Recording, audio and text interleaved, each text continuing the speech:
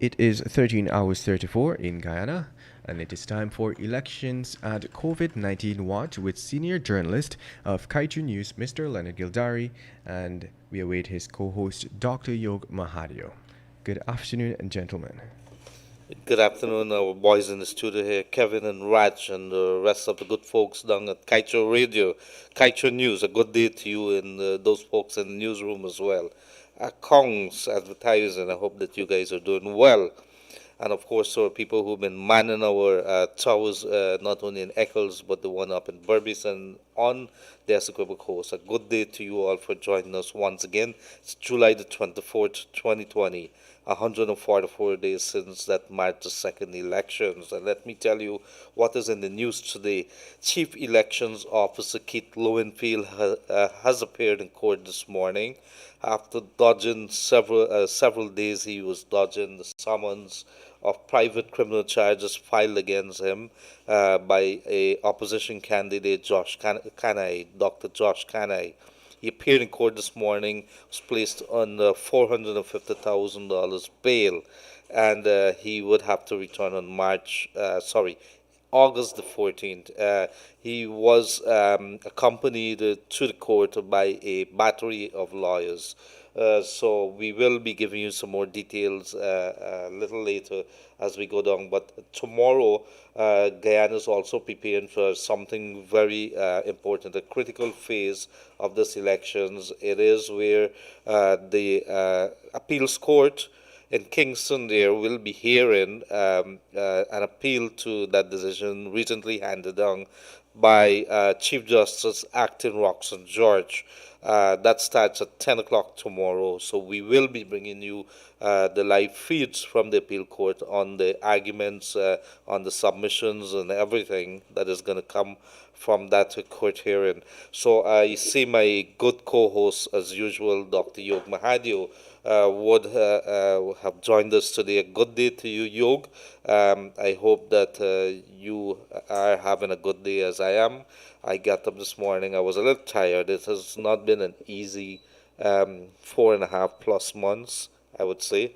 The days are counting by, and we're not getting younger, and so it's been taking a toll, not only on us here who have been trying to keep the people, our good people, abreast of what is happening, but try to also, give them encouragement, give us our little help that we can to make this world a better place. It is our duty, what we've been doing.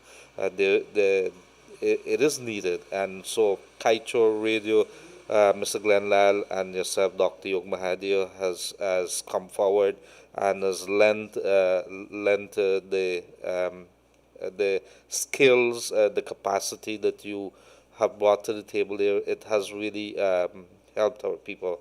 And that is evident, of course, from what we would have been receiving thousands of texts, calls. People appreciate what is being done. And this has nothing to do with any elections in terms of any politics that is part of it, but it is to ensure that the rule of law is what counts. So a good day to you, Yog, and to your family. I had a taste of the Solara yesterday, and it did taste good. So I'd be looking forward to more. The boys in the studio appreciates everything that you've done for us in the last day or so. So thank you, and over to you, Yog. Good afternoon, Leonard. Manners would encourage me to say you are welcome. I'll leave it like that. I want you to know that she's at it again, and so who knows? Who knows what could be coming out of the oven, out of the system today? But Leonard, more about our country. This weekend presents itself as yet another unbelievable weekend where a group of people wants to steal power. I mean, I think that at this stage, let us repeat some of the things just for the sake of ensuring that we all keep abreast of what is happening. Ladies and gentlemen, the narratives are changing and changing so rapidly that sometimes people lose sight of what has transpired and what's the truth. The truth is that Granger, Claudette Singh, everybody praised these elections. Leonard, it is Granger's people that manned every station in this country. It is Granger's people that manned every post in GCOM Secretariat. It is Granger's people that manned everything from returning officers to chief election officer to everything, polling agents, polling clerks, and they knew exactly what transpired. This is why, ladies and gentlemen, remember day 1, day 2, day 3, they refused to release their SOPs. They just refused to let the country see the truth because they knew they were not going to give this thing up, Leonard. They want to create all kinds of confusion, all kinds of things. Now it is down to a handful of persons wanting to say that if you make a move against them, you are being racist. If you speak against them, you're being racist. Kaieteur News, Kaieteur Radio, you and I mean, people are being attacked that, you're lucky to have a business, you're lucky that you're allowed to operate. Well, it seems like the cabal wants us that if we need permission from them to live, we must be docile and we must not speak out. So Leonard, it's getting from bad to worse. Last night we had an interesting conversation with Freddie Kissoon, and we have seen, given the analysis he would have brought out, that the likelihood is there that Granger is not going to give up power. Granger will stay there. If Claudette Singh declares tomorrow morning or next day or whenever it is in her pleasure to so declare that Irfaan Ali is the winner of these elections, Granger is going to stay there, and this country will face a long, dark future. Now, how can that be dealt with from now? Leonard, I wish to repeat something I said at the beginning of this week, very quickly. You have persons like Mr. C.N. Sharma. You have people like some of the small parties. You have persons who have joined the coalition. They need to start assessing whether this is what they joined the coalition for, to create a dictatorship. And if it's not, they need to divorce themselves from it, because very quickly, very, very soon, all those who are silent, their silence is support to criminality being perpetrated. And people are going around this country in spreading lies that fraud and basket of cases and all. Well, it's a basket case talking about a basket of cases. Because the basket of cases, I am challenging them. I am challenging the APNO AFC as a citizen of this country. Take your basket of cases and let's go file an elections petition. Let us go. I will join you with that. Let us file an election petition and have the courts deal with it. It is, Leonard, it is not Congress place must decide what vote is valid or not. It is the right authority that must do so. It is not Congress place that must draft the laws of this country and decide who must breathe and who must not breathe and who must bend and who mustn't bend. It is the people of this country. We have a constitutional right to be what we are, to be as free and to associate how freely we are, Leonard. So we are coming to that point in time, ladies and gentlemen, where as a country we got to decide how we will move forward and whether we are going to allow the news of APNO AFC to tighten around our necks with each passing day. Absolutely, dear Yog Mahadeo. And the interview last evening with Freddie Kissoon, columnist Freddie Kissoon, if you would have missed it, it is there on Kaieteur Radio on Facebook, and also we have it. We have the links that you could get us on YouTube. We're working on that. But what it was, I did receive a lot of calls afterwards. Yog, Freddie Kissoon has always been an interesting person to have a conversation with, and some of the things that he would have said, a lot of people acknowledge that it is indeed something that sounds real, but it would have unsettled a lot of people as well, that he is saying that in his assessment, his analysis, that the coalition is not going anywhere, they don't want to go anywhere, and they have already set the stage. And so we have to prepare, we have to buckle up, and get ready for that. So these are things. So if you've missed that, then maybe we could have a discussion. But let's get straight into that court case this morning with Keith Lowenfield. According to Kaieteur News and the breaking news that they have online here, Lowenfield released on bail for fraud charges. Ghana's chief elections officer, Keith Lowenfield, was moments ago released on $450,000 bail after appearing in the Georgetown Magistrate Court to answer criminal multiple charges for his fraudulent conduct in the March 2nd elections. The CEO appeared before Magistrate Faith McGusty with Senior Counsel Neil Boston and Nigel Lewis as his attorneys, and was not required to enter plea to the indictable charges relating to fraud, misconduct in office, and breach of the public's trust by providing results for the March 2nd election, which he knows to be false.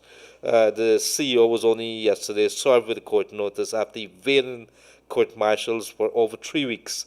At the court, supporters of the coalition flocked the gates and screamed for free Lowenfield. The charges were filed by Daniel Josh Kanai, a member of the New Movement Party, and Desmond Morion of the People's Progressive Party, Civic. The particulars of the charge read that the accused between the 5th of March and 23rd day of June 2020 at Georgetown in the Georgetown Mahadeo District, County of Demerara, conspired with persons unknown to commit the common law offense of fraud, to which by representing to the Guyana Elections Commission. That table attached to his elections report dated 23rd of June 2020 accurately reflected the true results of the said elections in order to materially alter the results of the said election with intent to defraud, knowing that the said tabulation to be false. He will make his next court appearance on August the 14th. We did receive comments that, he was not passed through the chute like what they had done to Ashley Singh, former finance minister of the People's Progressive Party. I think Winston Brassenden. He just came out. There was no handcuffs on him or anything. Not sure what the court's procedures are with that. Presume that's going to become a talking point. What we do know is that he has been placed on bail, and somebody drew the comparison. I think a coalition supporter, Irfan Ali, 19 charges, no own recognizance, and this man here, who's a chief elections officer, was placed on bail. Yog, what is the difference? There is a lot of difference. Look, a couple of things we need to get in perspective. And as you know, Leonard, I call it the way I see it. I'm not a member of any political party. Mr. Lowenfield should not and ought not to have any political allegiance and alliance. But what he has done is play political games with the elections, with the people's votes. He decided that he wants to burn people's ballots. He decided that he wants to do whatever he thinks he can do. He has the freedom. He decided that he can just call a number and say whoever wins, and the votes must not matter. It's what Lowenfield wants, and the chairman must accept it. That is the kind of man you have there. And then you have APNU AFC senior executive saying that has to be so. Whatever Lowenfield say, it must not have any relationship and is not required to have any relationship with truth, with facts, with the votes. But whatever he says must be accepted. This is what transpired from 1964 to 1985 under Burnham. Mm-hmm. It is the exact party that Trotman et al. Came out from, and they're now singing that exact tune again. The other thing is coming back to the fraud charges. You remember when we had Mr. former President Donald Ramatar a couple of weeks back on our program, not the most recent one, the other one that we had him on. Mm-hmm. I had asked him about it because here is what. The fraud charges against Ali, let's put it in perspective, and I would like to get maybe some of the lawyers on our show to discuss this at some stage. Yes. Mm-hmm. They were not fraud charges against Ali for decisions Ali took. They were charges against Ali for him carrying out cabinet instructions. In other words, cabinet instructed Ali to carry out certain instructions as a minister of government, And Ali carried those out, and they have taken him to court. Now, you would have an issue from the following perspective. One is that, and that matter has not been heard, one is that Ali would have to appear and answer where or who or what and how was he instructed. And the people who instructed him, the cabinet also would have to therefore send somebody, and the cabinet notes. And here is what I want Ali's case. I want Ali's case to be called in front of the courts, Leonard, and I'll tell you why. What the PNC did to carry Irfan Ali to court, to answer for cabinet decisions, means that cabinet documents previously in Guyana's history have been sealed from the public. Cabinet documents are now going to become public documents. And so all of the APNU AFC cabinet documents will have to become part of the public document because precedents will be set. I want the Ali case to be called and be dealt with. The other thing you got to realize, when the magistrate had charged Winston Jordan, you remember not so long ago, what was it, a year ago? Yes, there's wrong that. What did Granger do? Granger gave pardon. So when APNU AFC is talking about former ministers being brought to the court, why didn't Jordan get to face the full brunt of what he was responsible for? Granger pardoned him. Now, come back to the Ali case. I hope my point is noted. I want the Ali matter to be heard, and heard expeditiously, because I want all cabinet documents to be unsealed for this country. And it means the APNU AFC cabinet documents will all be unsealed, Leonard. Everything must come out to light. There must be nothing in hiding. What I can say, though, based on the information I have seen and everything I've read, Ali could not be held personally responsible for carrying out instructions of his cabinet or his government. So it's chalk to cheese. It is very, very different thing. Lowenfield is employed by GCOM. What may have to happen, GCOM might have to very well present themselves to court to say whether they agree that he breached or did not breach. I don't know, but we will see how this goes. But I think what is very obvious is that Lowenfield decided that he can go off on his own frolic of his own. He can do what he wants. And nobody, this man feels, you remember Lowenfield came out 3 weeks ago and said he is a constitutional officer? That is the kind of person you're talking about. So, Leonard, we need to put these things in perspective. It's very easy for the people to throw green paint on everything and say it's green paint and you can only see it through their lens. But the truth will always triumph. I don't care how much green paint they throw over everything. The truth is going to come out, Leonard. The brightest of paint fades one day. Absolutely, Yoga. And what is interesting, I think a lot of people sat up and take notice as to the lawyers that represented Lowenfield this morning. One of them was Nigel Lewis, and the other one, I forget what was the other guy named that represented him. Boston, Neil Boston. Interesting. These are I think the point was made that it was the coalition lawyers that turned up there to represent Lowenfield. I'll be honest with you. I wasn't surprised at Boston as on my own individual basis. I was genuinely surprised that my brother Nigel Hughes would be an attorney defending Lowenfield. Defending Lowenfield means you stand by everything he has done.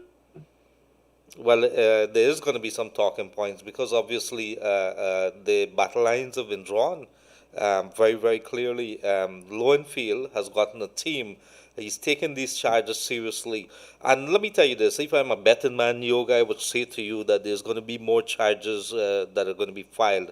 People are really, really upset. If you're looking at some of the comments, some of the calls that we would have been receiving, people are getting ready. People are thinking very seriously about how they could get some kind of justice for this pain, for the stress that has been foisted on the Guyanese people for the last 4.5 months.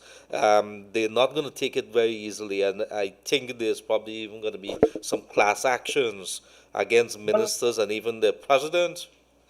Leonard, I'll tell you something that is even worse. The sad state that Guyana is in is that Lowenfield is a hero to some people. The sad state that Guyana is in is win or lose, Lowenfield will continue to be a hero to some people. In other words, what the guy name? The Blackie guy? London, Linden London. I think it's Linden Yes, London, yes. correct. That gentleman, God rest his soul, is a hero to some of these same people. They draped the Guyana flag over his coffin. So Leonard, the acceptance of what is decent is not the evaluation of decency anymore. It's an evaluation of who's singing for you to continue to do what you want to do. Now, you see all of the persons that are supporting Lowenfield and supporting Grains at this stage. When you ask them at the bottom of it all, they don't want, their talk is they don't want Jagdeo to get into power. They don't want Ali to get into power. They're not defending that by their hate of Jagdeo and Ali, they're willing to throw away an entire elections, Leonard. So because they don't want Jagdeo and Ali to get into power, they're willing to say free and fair elections does not matter in this country and must never matter again. Leonard, these same people in 5 years' time or 10 or whenever will want free and fair elections, will want the self-same checks and balances in place that today they're kicking away. They would want the self-same checks and balances upon a chief elections officer that today they're willing to burn. Mm-hmm. So it's amazing how we are allowing, because of racist hate and because of party lines, we are willing to accept the gravest indecency for the sake of politics and for political mastery.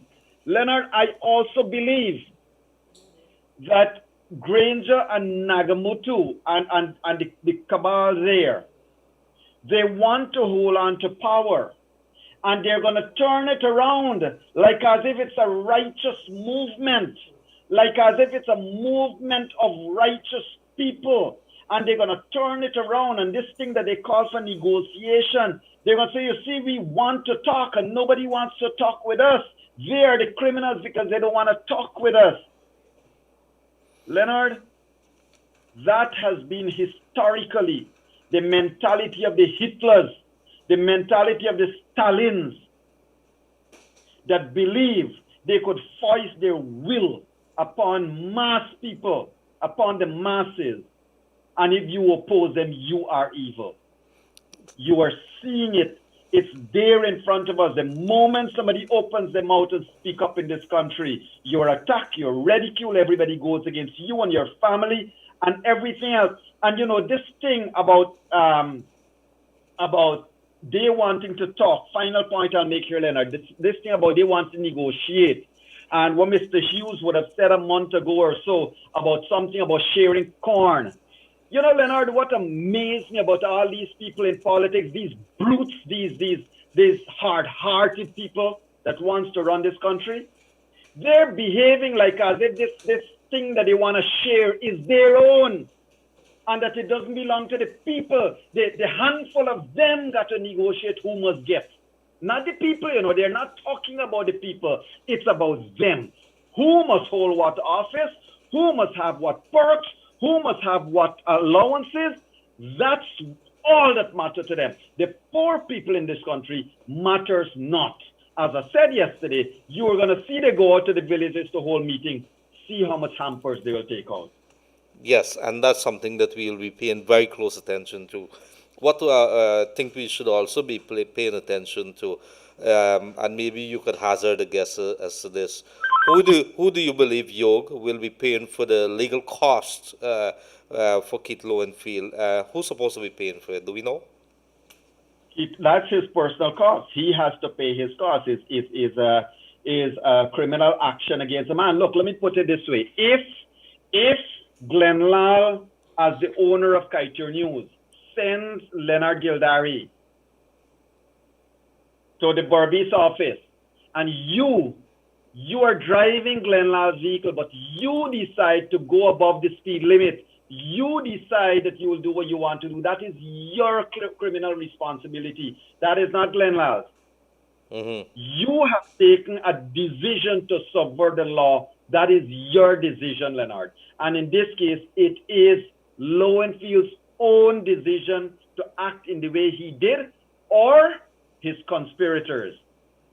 And so that cannot be and must never be allowed to be a cost that will be borne by the taxpayers of this country. Thank you very much for that, Yoga. We will be looking at those costs. That's something that's going to come up back. It's not that going to die away. All these cases, I think it's 12 court cases so far that we would have seen since March the 2nd. And who would have been paying these for these court cases? Was it the political parties? Was it somebody else? Was it the state? It's our belief so far that it is a state that has been saddled with hundreds of millions of dollars in bills, and that would come at the same time with when people are suffering, not getting any kind of help for COVID-19. We cannot get away from that. That's something that's hanging over our head. The COVID-19 situation there, Yog.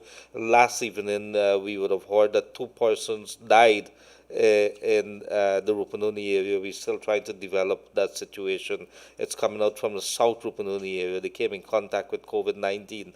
Very little thing. We have not heard from Walter Lawrence a very long time. We have not heard from the Minister of Education for a very long time. Is it because they're not operating or they're out of the country? We don't know. What we do know is that figures are coming out that shows the numbers going up. I think we passed the 350 mark right now in terms of positive cases. But let's go straight into the Kaieteur newspaper here, because I want to get on to other things very quickly. Lowenfield finally served at court notice on fraud charges. They would have, I think we have to look back at the story. I think they would have been staking him out because he's been evading them all the time. And they were finally able to get him, corner him, and serve him yesterday. PPPC will fiercely resist any coup attempt, and this is coming from the opposition leader Mahadeo. Very guarded in his comments, but he's saying that they're not going to stand by. I think this is something that we tried to draw Freddie out from yesterday, last evening, but Mahadeo and the People's Progressive Party in the opposition, although they've been handed the victory by the count and then the recount, which was endorsed by CARICOM, but also given the nod by several countries. We saw that those number of countries within South America this morning coming forward and issuing a joint statement, but everybody is giving them. But the People's Progressive Party has remained very quiet, very respectful based on what we've seen here. They're not doing anything to rock the boat that would probably give the edge to for any kind of thing to happen. So we continue to pay attention to that. Six South American nations say declare CARICOM certified recount figures. We did talk about this just now. This is one of the headlines in the July 24, 2020 Kaieteur News edition front page. Elections declaration case. Attorney General files cross appeal almost identical to appellants. Yog, this is interesting because we had spoken not too long ago about cut and paste. Maybe we can talk about that in a little while. And this is a sad case here too. Man was shot in Middle Road there. The boy went home, pick up his lunch and his bag, and because he worked with the company, maybe they were tracking him. bike bandits pulled up and shot him under his arm. They probably didn't expect, but like it entered into his chest area and he died. A very young man, Navin Samaru. Condolences here from our team here, Dr. Yog Mahadeo and ourselves, to the family and friends of young man. These are things that we could very well do without. Had poverty, had we been looking at our oil situation, have we been looking at that? Because everything comes back to poverty and not educating our people enough. And so these are things that we'd have to continuously talk about. Yoga. Everything comes back to money. People will not commit crime and go steal if there's jobs available, if there are benefits available, and there's things that are not being addressed. Opposition commissioners condemn attacks on GCOM chair Claudette Singh. And this would have we would have spoken about this yesterday. That says Gunraj, Robertson Ben, Bibi Shadik, the three opposition commissioners on the Guyana Elections Commission, would have come and said while they do not agree, they issued a statement. While they do not agree at all times with Claudette Singh, what they do know is that they can't stand by and allow those attacks, unwarranted in many cases, coming from different persons because she would have been doing her job. They totally disagree with that, and they've issued a statement. Guyana broke its own laws to facilitate Exxon's flaring, international lawyer. And very quickly, I think a couple of days back, we did tell you that the Guyana Power and Light with regards to COVID-19. If you know you can't pay your light bill, I think we're going to repeat again here. If you know you can't pay your light bill, they're offering at this point in time a payment plan. While we would have loved to see yoga, spoken about this many times myself too, about some other ways that we could have done it to ease the burden on our people across this nation, let them get the money to buy food and do other more essential stuff. The Guyana Power and Light and the Guyana Water Inc. They're both state-owned, so there's things that you could do, measures that you could put into place that would see those benefits of not paying being passed on directly to the people of Guyana. That has not been done. Now we're talking GPL 4.5 months later. They're now talking, come in, let us talk. Is this going to happen right away? This is not something that's going to happen overnight. And then you have to apply online. If you don't have money for internet, money to eat, do you have money for internet? I don't know, yoga. We got to be a set of jokers in this place. In the meantime, the COVID-19, the authorities are saying that there are new guidelines for the public health, for the public service offices, wherever you're working in government, that you have to be 6 feet apart if you're working. These are things that they've laid down. They want to put in plexiglass partitions so staffers would not be able to interact too much with each other, but have that kind of protection. So that is it in terms of the big news that has been coming out here.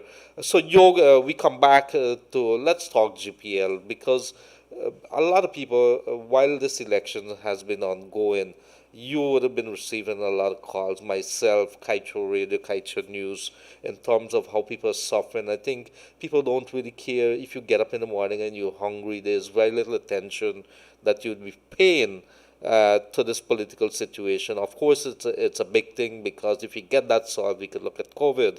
However, for many people, it's a day-to-day struggle. In fact, I get in so many calls, Burbies, and I did talk about the situation yesterday about this lady who's telling us about how neighbors are sharing things, asking for potato here, garlic there. It is something that is so heartbreaking. Yesterday, by the way, while we were talking, when I went downstairs, there's a family from Crane Village, West Coast, Demerara, the Daneshwar Prasad.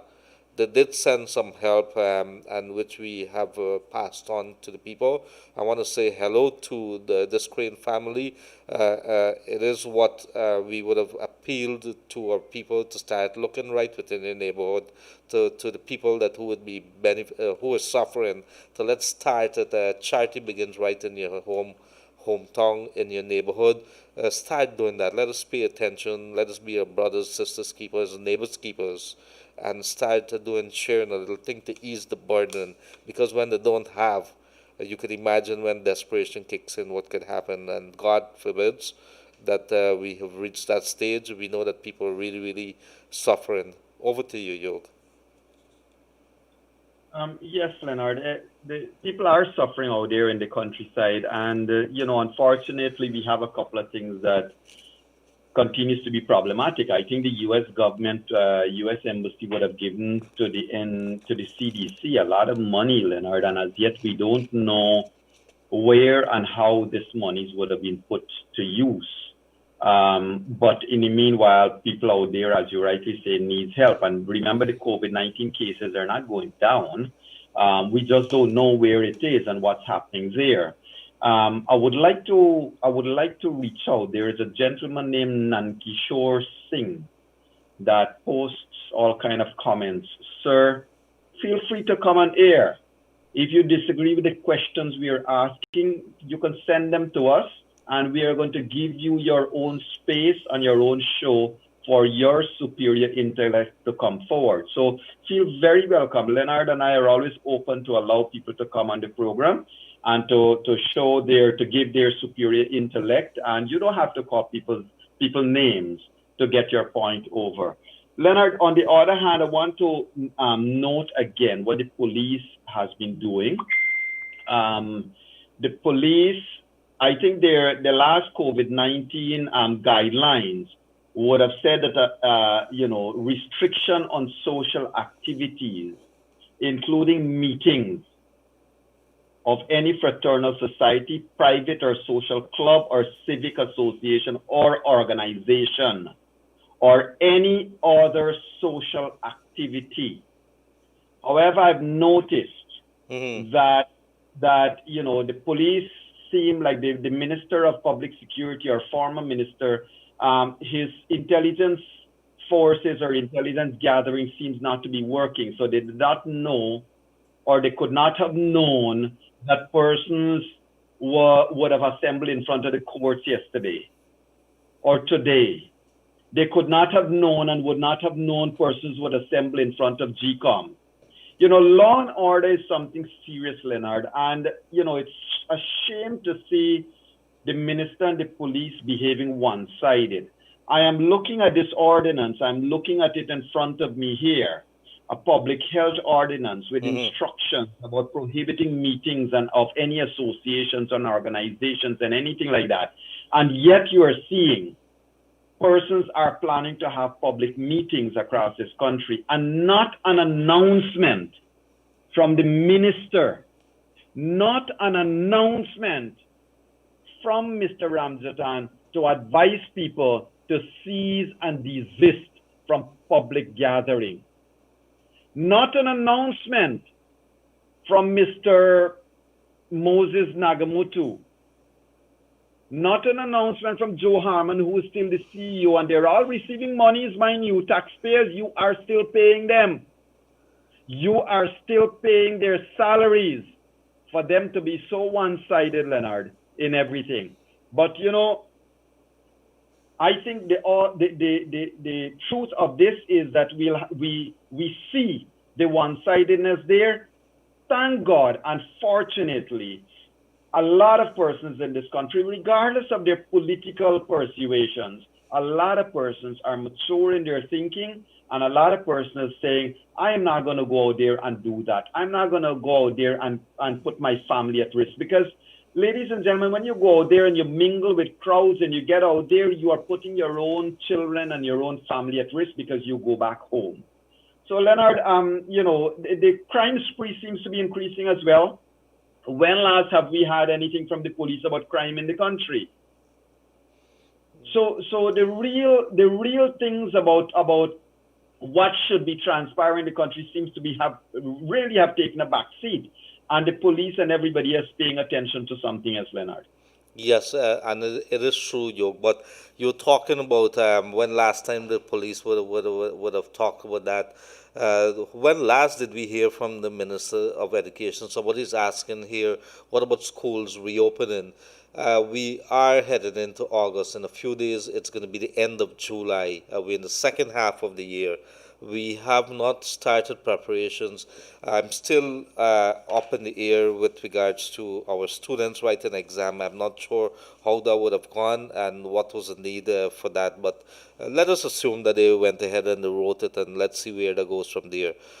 Do we have a plan for the rest of the year? What is it that we say? And I think any good administrator are consistently supposed to be talking to people under them, meaning either to your management, to the supervisors, to the ground staff, or to the people of the country. And if you have a ministry that is supposed to be in transition mode, caretaker mode, and you're dealing with something like COVID-19, we are seeing measures being issued, regulations, measures being announced over what they want for the workplace. What is happening to the students? What is happening to the people? The Correct. schools reopening? Is that not important, Yog? What are we doing? And the police, you're right. When you see the people that are gathered in front of the court, this is not an ordinary place. This is not too far from the Brigham police station, which is the headquarters for the A Division in Yeah. Region 4.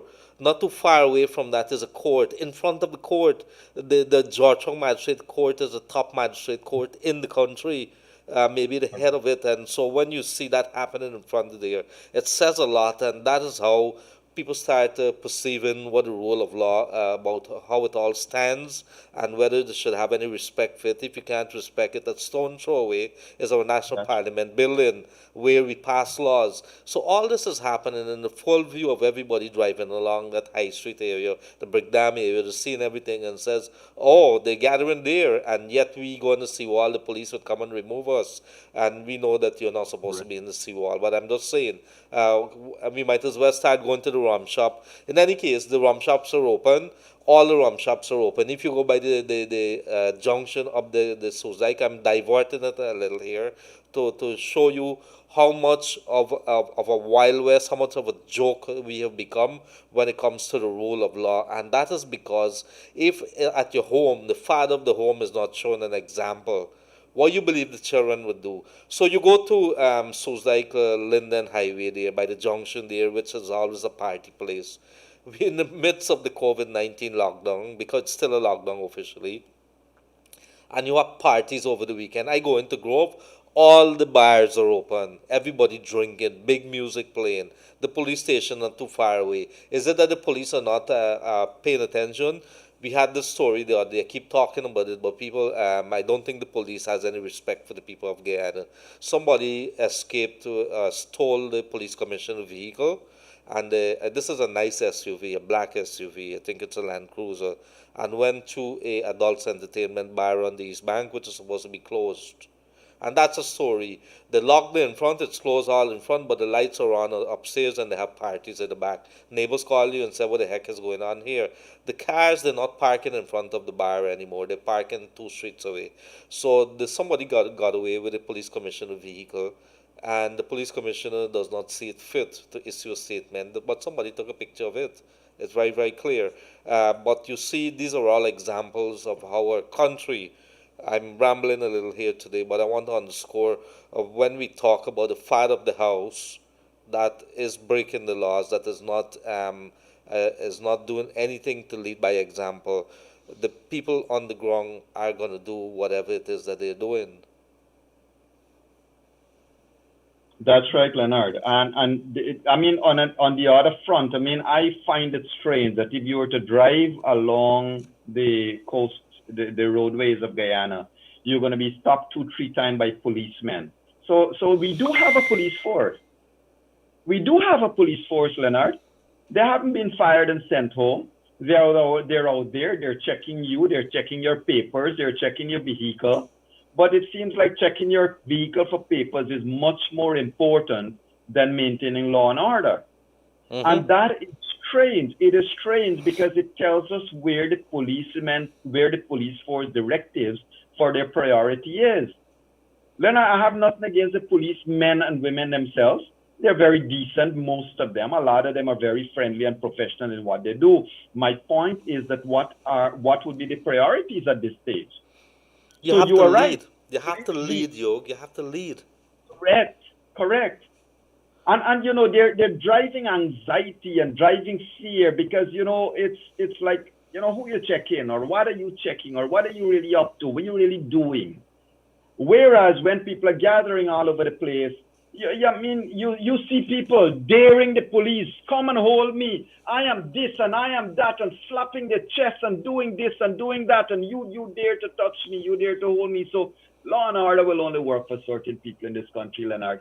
And unfortunately, we all got to decide how we want to carry this country forward because it seems like those who embrace misrule, illegalities are becoming, heroes and heroines, and those who take the side of law and order gotta go in the corner. When you look at the slew of lawyers and the protection, for example, afforded to a man who is on the criminal charges, Leonard, and you look at the prosecutor, the other attorney, and the verbal and almost physical attacks that he had to face, and the threats he had to face going to his own vehicle, it's amazing. You mean police didn't know that there would be a high-profile case this morning, and the police didn't know that people might, people's passion and anger and emotions might be running high. My reporter came back and told me that they verbally assaulted her this morning. We will have a discussion on it in a little while. Oh, you're from Kaieteur News, and we accustomed to attacks from different areas. I think it comes with the territory. If you're in this business and nobody paying attention to you, it means that you're not doing something. You're not doing it right.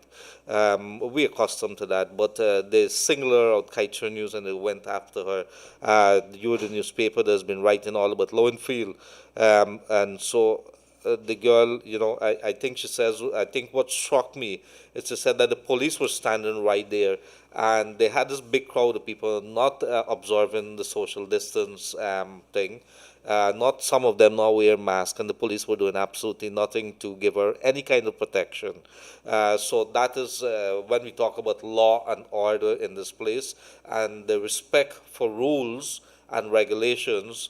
If the father of the house is not showing any respect, and we got to keep drilling it in the people's mind, then you're not going to have any respect at all for this country. And even in America, I could remember, I smile. I can remember there was this movie star that I really liked, Wesley Snipes, and he ran afoul of the tax laws. He probably didn't pay tax a couple of years. I think he ended up in jail, if I'm not mistaken.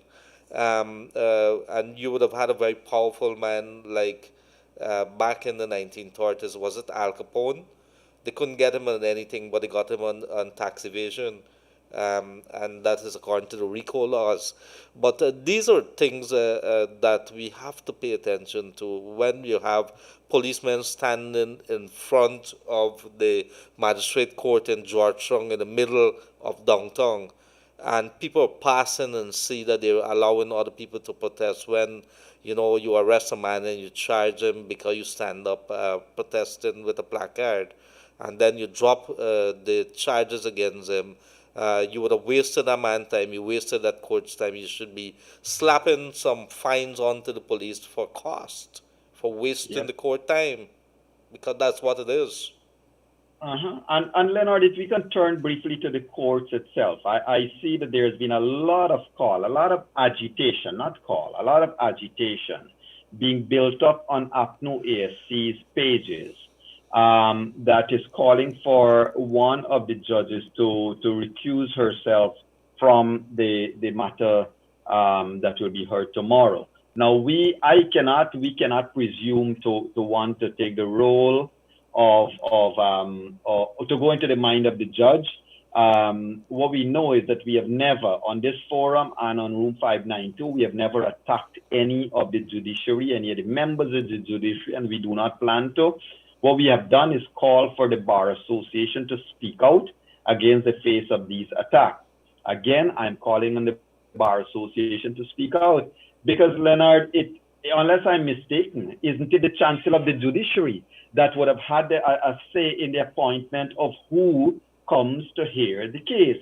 And so in this matter here, it is not that judge. I mean, the two of them are already part of the Court of Appeal. But the third judge, the last time around, came from the High Court, and this time around, the third one comes from the High Court as well. And you if you want to juxtapose or if you want to draw parallel there, when you had the Court of Appeal, I might not attack any judges. I'm not going to attack. I'm just going to point out what's obvious, which is that you have a Court of Appeal. Two times it made decisions. One was the case with the numbers, those famous numbers in the 30s. And then you had the other one recently with the supposed insertion of the word valid into the Constitution that went to the Caribbean Court of Justice. Nobody came out and says, well, Mahadeo sitting as a judge there has a special linkage to a particular politician. Nobody said that at that point in time. In fact, I think it was Anananda that we had in this particular in room 592, and he was very careful in his language because I was very careful too. I didn't want nobody call me up and have me for contempt before the court for daring to question the courts in Guyana. But when it was put to him, he made it very clear that his party, the People's Progressive Party, Civic, was very much aware of circumstances surrounding a particular judicial officer. And so we have to be very careful in that we don't question somebody would use the word sanctity, somebody would use the word the innocence of the judiciary, because those are things, it's one of the three or one of the four pillars of government. You have the judiciary, the legislative, you have the executive, and of course, sitting in yonder's gallery is the fourth estate, that's the media, and these are very important part of how our government should function. The media should be given its independence, of course, with responsibility. You could only ask them to be responsible. I think there's so many media houses now that it's imperative that individual media houses take it upon themselves to carry out their mandate in a very responsible manner. The rest of them is supposed, like the judiciary is supposed to be independent. You can't direct the judiciary. You cannot, the president cannot direct parliament how it should vote. The parliament would vote in a particular way because there's 65 seats is there. There's a speaker that's sitting there. There's a clerk of the assembly that's sitting there. So it's functioning by itself. And of course the executive, they have the government, the president, and the cabinet that's there, and so they're supposed to be independent of each other. Dependent if there's a problem, you could go to the courts, and there's not supposed to be any direction to the court. That's the way that I was taught. That's the way we believe that it's supposed to be operating. All countries that is supposed to be modern, that wants to do what's the correct thing, that wants to be righteous, should allow the different levels, the different pillars of government to work. That's right, Leonard, and on all pillars are supposed to work because they're independent. The judiciary is very, very, very independent and ought to continue to be independent of any influence from the state, from the executive. And, the judiciary stands in its own regard and has always stood well, Look, regardless of what was said of the composition of the members of the judiciary to have heard previous Court of Appeal cases, I never questioned their rightness. I never questioned that is for their position. I could disagree, and we all have a right to disagree with any judgment. Everybody has a right, and everybody has an agree, depending which side you're on, right? Whether you're on the side of the prosecution or you took the side of the defense, you're going to agree or disagree with whatever judgment. But I've never questioned. I've always hoped, and every time we go to the court, I've always said this here, Leonard. I know that they, and we continue to hope that the members of the judiciary will apply, whatever laws and whatever it is that is being presented in front of them to make their decisions, knowing that whatever decision they're making is not a decision just for a day, is a decision that will influence all future decisions of its kind. So this is why you go to appeal something sometimes. They would go to the CCJ after that to ensure that if they disagreed with that decision, that flaw is not perpetrated into the future. Now, so I find it rather poor management, poor strategy to be attacking judges. But it is what persons do, as I think one of the cartoons had. You're railing at tilting at windmills. You're tilting at windmills. Everything that moves, you're going to attack. Everything that thinks and talks and walks, you will attack. Because as long as there are people in this country that does not have a garland in their hand to garland Mr. Granger and say, hello, Mr. Maximum Leader, then you are not going to be accepted as part of their crew or as part of Guyana even. Leonard, the discussion must go even further. Mm-hmm. And that is, this case is going to, let's hope that Monday is a decision. And then it goes to the CCJ. You're looking at the end of this month. Next weekend is the end of this month. And you're going to enter into month number 5. By the time the CCJ finishes, you might be halfway of month number 5 and you're nearing half a year. Half of a year by the time this circus is this current cycle may be complete. Half of a year. Add that to the year and a half that PNC stayed in power after the NCN. They have extended their stay in office by almost 2 years. Mm-hmm. Leonard, and these 2 years are on taxpayers' money. Ladies and gentlemen, I wish to remind you all, Granger continued to collect his monies from the state. Notwithstanding you and I can't afford a meal, Nagamoto continues to collect. They all continue to collect what they collect presently. They continue to get their duty-free concessions. They continue to do the things they're doing. They continue to drive around on taxpayers' money with a taxpayer-paid person to drive them around. You are paying for their happiness. You are paying for everything for them to presently sit and tell you you have no right to vote and you have no right to have your vote counted. That is the danger that we are in, Leonard. While we are paying their salaries, they are telling us, well, you're nobody. Your vote mustn't matter. Yes, it is. I wonder, is the Prime Minister, good Prime Minister, still in this country?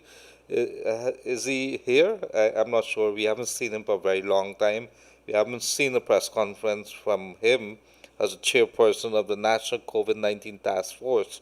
What we could tell you... He's busy. I can tell you he's very, very busy working up the verbiage to attack the foreign leaders in his next article again. Article? He writes articles? Yeah, he submits his verbiage to the RAG. Oh, okay. And I want to say a good day to my dear sister, Petal Moses. Petal Moses says, all the years you want to radio, I think she said you didn't get a radio. Who opened the door so you can now talk? I want to say thank you very much for that, Petal. The good coalition would have been the one that issued the radio license. We would have applied like any other person. Sorry. Sorry, my brother. I'm really, really sorry to interrupt you. I'm really sorry. It's not the coalition give you a license, my friend. Yes, okay, go ahead. It is Broadcast Authority that responded to a list of applicants, and the Broadcasting Authority would have given you a license. That Broadcasting Authority was operating under the tenure of a PNC government, APNU government, and it was another authority of a similar kind that granted Kaieteur News their newspaper license. At that time, it was the PPP in government.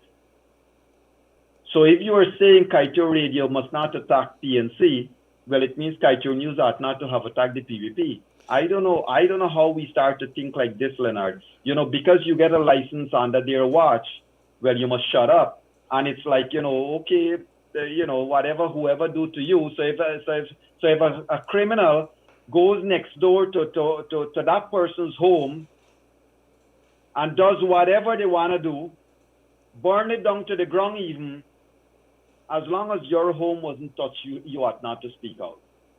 Yes, and Yog, you're right, but I'm not sure where the issue of attacking anybody. I'm not sure. I can't speak for any other media house. What I could speak on this, we would find issues when it comes to the spending of monies, when it comes to the spending of taxpayers' dollars, when it comes to laws being diverted, laws being bent to allow certain things to happen. When we come to lands being given away, when it comes to not getting a good deal, this country not getting a good deal for its resources, we are going to criticize. We are going to report it. There is going to be commentary on it. Is that attack? No, that's what a newspaper does. That's what a good media house does. And we've been around 25 years. On one side, and sometimes I think the PPP like us, and then some other times they don't like us. The coalition loved us in 2015. After 2015, they started not to like us so much. I can tell you this morning that our reporters have been blocked by a couple of ministers. At least that's a report that I have. I think they may be writing the stories. When they call them and ask them about their stance on a particular thing, the ministers them block them. And that is our representative here in Guyana, representatives of the people who would have come wrong and asked you for the votes. And so they start blocking you as the voters. They're not representing you. When they go in there, you become kings and queens. So they block our people. That's what they do. They don't have to answer. They're not obligated to answer. So I want to thank Petal for The, that. yeah, the question I have for you, or for Peril, um, did APNO AFC give you this license and give you on a silver platter? It's free. You're paying anybody who has a license to operate. You pay for the license. Well, most people, not all, but I do know that you guys are paying for your license. You're paying for the use of spectrum. You're paying for everything, and you're paying taxes as well. Yog, I could tell you for a fact, and maybe they could call Glenn too, and he could probably go through it. It is more, it's several $1 million per year that you have to pay, and not only for the broadcast license, but for the spectrum. And we have not really made a cent because there's no business that's running. In fact, we at a standstill right now with business. Who you going to ask to support you right now in terms of these programs? We're doing these programs free. Correct. And Leonard, the other thing as well, I mean, if I may just on that point a little bit more, it is because of your, you get an ability, you have a factory, you're producing, in this case, you have a license, you're producing, you employ people, the people are paying taxes, you are paying taxes, and guess what? A minister's salary is being paid. How would a minister's salary be paid if you don't operate this station here? Yes, it is indeed true. And a man did call me this morning, and he had a very interesting conversation. If you're listening, you know who you are. But the man did point out, the man says, Freddie introduced thought, or he has been pushing, or he has been talking about what happens if there's a swearing in or there's a declaration for Irfan Ali. And he's saying that if the people stay in, the Freddie says that it could continue. He's not very sure.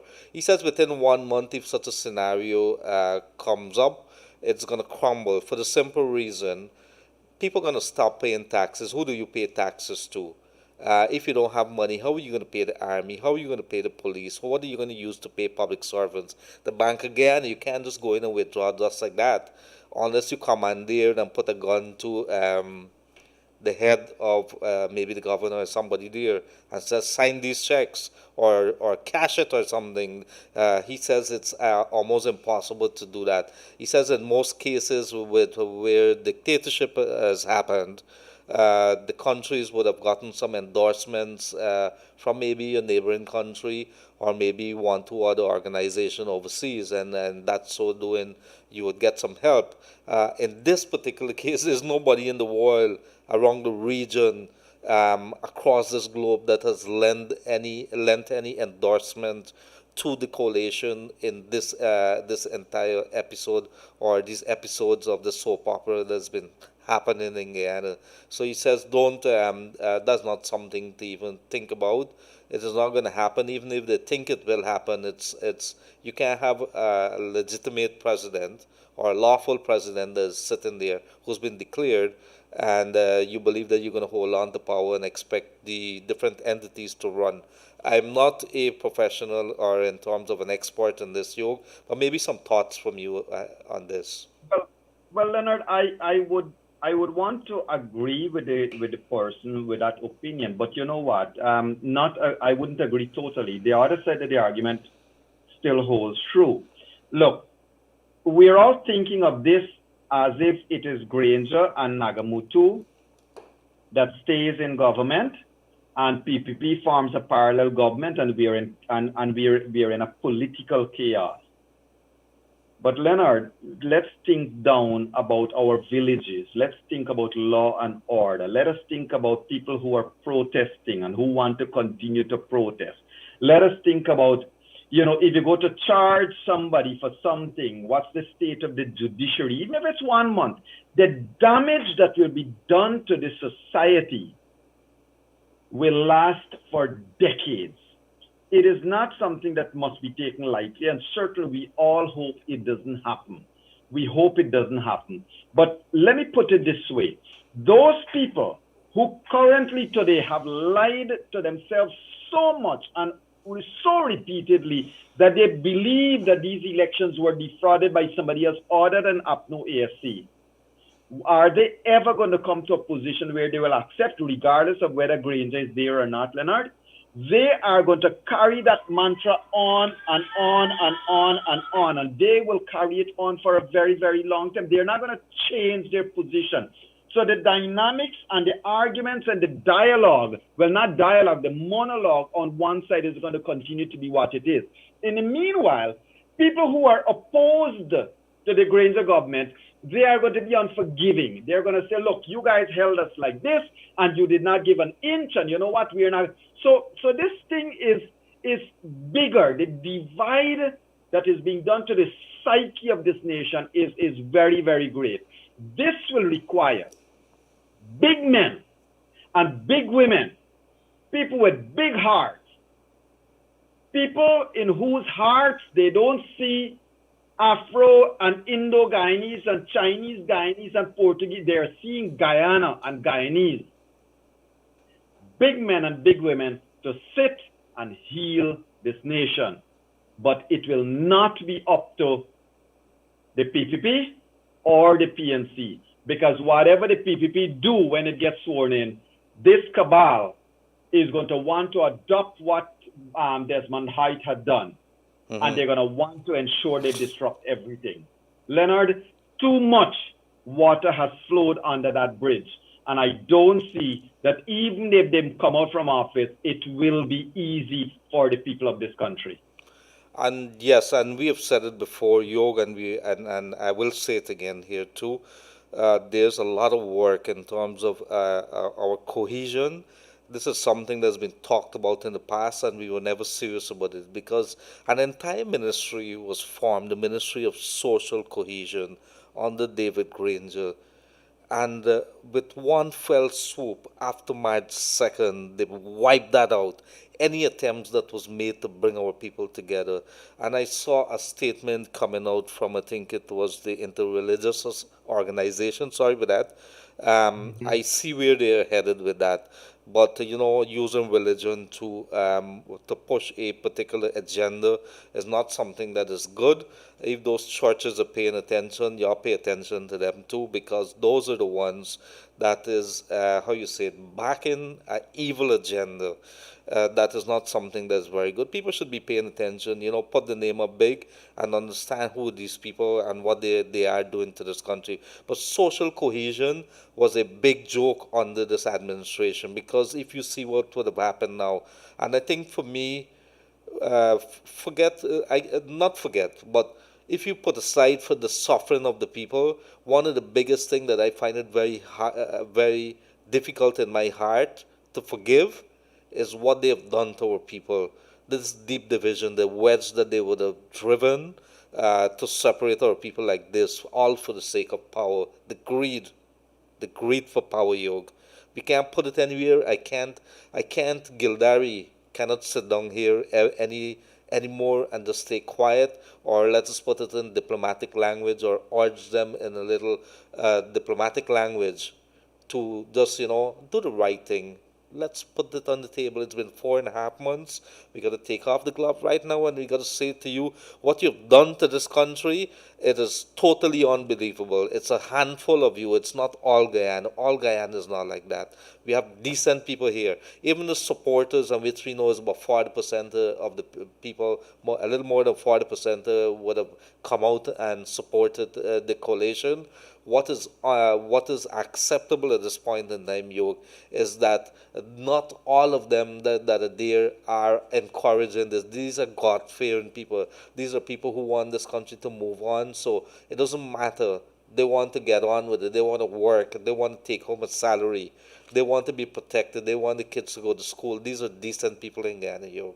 What you have happening here is a handful who put this country on pause, put the play button there and stopped it and says we ain't going nowhere, and whatever come, we're gonna deal with that at a point in time. Guess what? What are you gonna govern? What are you gonna govern? Who are you gonna govern? That's right. You are right, Leonard. And this is why a small group of persons have started to talk about about having different places in this country now. There is a small group of persons that's talking about, well, if you want to govern your own place, and govern your own area, and this and that and the other. So we're going to have all that kind of dynamics arising very, very quickly. Leonard, Guyana has a lot of problems. Don't forget, ladies and gentlemen, that our border issue continues with Venezuela. Our border issue continues with Suriname. Those things haven't gone away, Leonard. They're still there, right? Now, you have the political issues here. And so while we are have disagreement with our neighbors, we have such vast disagreement with ourselves. And people are behaving like as if, I've seen discussions over in social media that made me wonder if we could ever move on as a people. When people are talking about who's contributing and who's not contributing to this nation, and when people are talking about who owns business and who doesn't own business, when I look at it, Leonard, I sometimes feel that people conveniently forget that this country was under PNC rule from 1964 to 1992, and from 2015 to 2020 and still counting. So for all of those years, PNC has been in office. So when we talk about who has been ruling Guyana for the longest time, and who has been in charge and who has done this and who has done that, we can see what we're talking about. Let us compare how we are moving as a people. How much tolerant are we today than we were a couple of years ago? We have retrogressed. We have gone backwards, Leonard. Now you have so much talk about us versus them. What about moving ahead? Leonard, your children and my children are going to go to the school with everybody else's children. The children don't matter. They don't care who is it that sits next to them. They love everybody without the feeling of any hate. But today, the children are at home. They're looking at the television. They're looking at the programs. They're seeing the things, and they are as well being affected. So we have a sad situation, Leonard. And what is even worse is, show me how many young people wants to be a future David Granger. Show me how many young people wants to emulate what presidents, whether it's Granger, Ramutar, Jagdeo, Burnham, show me the young people that wants to emulate and say in the future, I want to be like this person or I want to be like that person. It speaks to what we have accomplished as a nation, Leonard. And Yog, there's one other thing before we open the lines, Yog. I saw this statement, and I think you did mention it in room 592 last evening. The that came out and it went on the attack. It went on an attack on the Secretary General of CARICOM as well as Ralph Gonsalves. Do we know for sure whether it's Joseph Harmon that wrote that? Do we know? What do we know? Well, Leonard, as we said last night, it was shared, it was posted on his page. We don't know the author, but one would think if you share something, you endorse it. If you share something without saying, I disagree with this, like what Stanley Ming did, Stanley Ming shared something and he said, I disagreed with this. Mm-hmm. Harmon shared it, and that's it. Right? But I believe what has been happening here is that they're throwing mud in all directions. They're throwing faces, throwing whatever, you name it. They're throwing it in all directions, and whatever sticks, it sticks. Yeah. That is what our taxpayers' money are being used for, by the way, for them to sit and do all of this, and whatever sticks, it sticks. So we got to look also, Leonard, what does the future hold? Because as you rightly pointed out a little while back, what will be the state of the National Assembly? What will be the state of an opposition? Will there be a good opposition? Will there be anybody that can speak out against a government that will go or could go out of control? And nobody's paying attention to that. I keep saying it over and over. That is something we must have a strong opposition, a responsible opposition. And if we don't have that, we're going to go back to maybe square one. And I would like to see the coalition comes out and they go and they become a very good opposition, so they could work with the media, they could work with the government, take over the key positions within the parliamentary committees rather, and let them do their job. There's one of the key committees that is going to be there is going to be the one that's going to be in charge of the oil and the oil revenues and how we spending it and so on. That is going to be a key parliamentary committee. Nobody's talking about these kind of things. Nobody's talking about who's going to be looking at our natural resources and the management of it. How do we improve it? How do we ensure that we get more royalties? How do we ensure that the resources that we get in from the back dam there, that we are putting it in the Bank of Guyana, is investing it in a very good manner. These are things that we should be talking about. In any case, we want to open the lines as usual for people to call us 226-7453, 226-7453, and of course text us on 62222. That is on WhatsApp and normal text, and let us hear how are you making out in this COVID-19 time, and also some of your thoughts with regards to elections 2020. Anything, Yo, before we go straight to the lines? Let's go to the lines. We'll continue the conversation, but the issue that I think we also have to keep in mind is, to be vigilant and be calm. We're all flustered, we're all frustrated, but ladies and gentlemen, we have to be calm.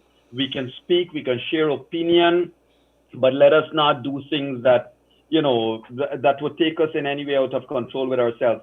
And you see, for example, like our brother Tulsi Ram, Tulsi, my brother, if a people cannot speak out against any government,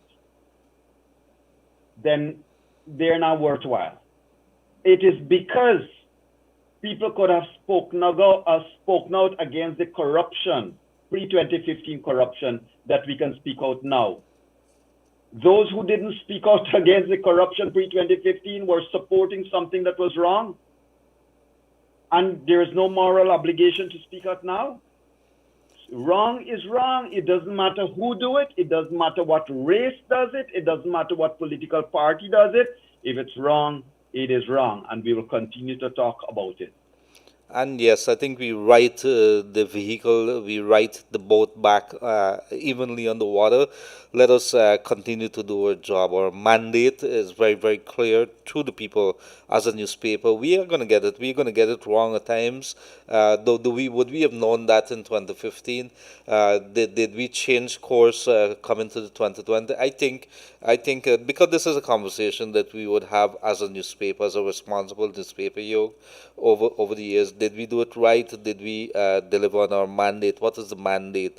We have some young reporters who are asking the right questions, who are very aggressive in what they do. They're coming on the attack for it, but guess what? It is a conversation that you continuously would have to have with yourself, and not only that, you have to keep examining where you are along the way, whether you're doing the right thing, what are some of the objectives of what you're doing, and you keep fine tuning it as you go along. There's a call online. Yes, good afternoon, caller, you're on the air. Good afternoon, caller, you're on the air. Good afternoon, Mr. Leonard and Mr. Yo. Yes, sir. I'd like to make a comment today. Sure. I didn't think Lewenfield should take part in NEM at the DCOM chair because he charged now and he there under charge. He's supposed to take part, in election commission. Thank you. Thank you very much. Yoga, and that's something I didn't think about. Now that he's been charged, whether it's a private criminal charge or so, he is before the court. How does that all work? Well, another person is innocent until proven guilty. Mm-hmm. It is a charge. It does not say that he is guilty or innocent. It is just a charge.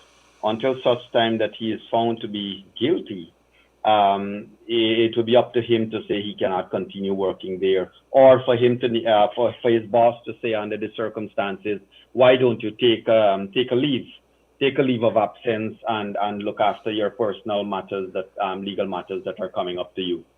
Mm-hmm. And just to answer Ms. Ramotar, who was used some verbs there and so forth.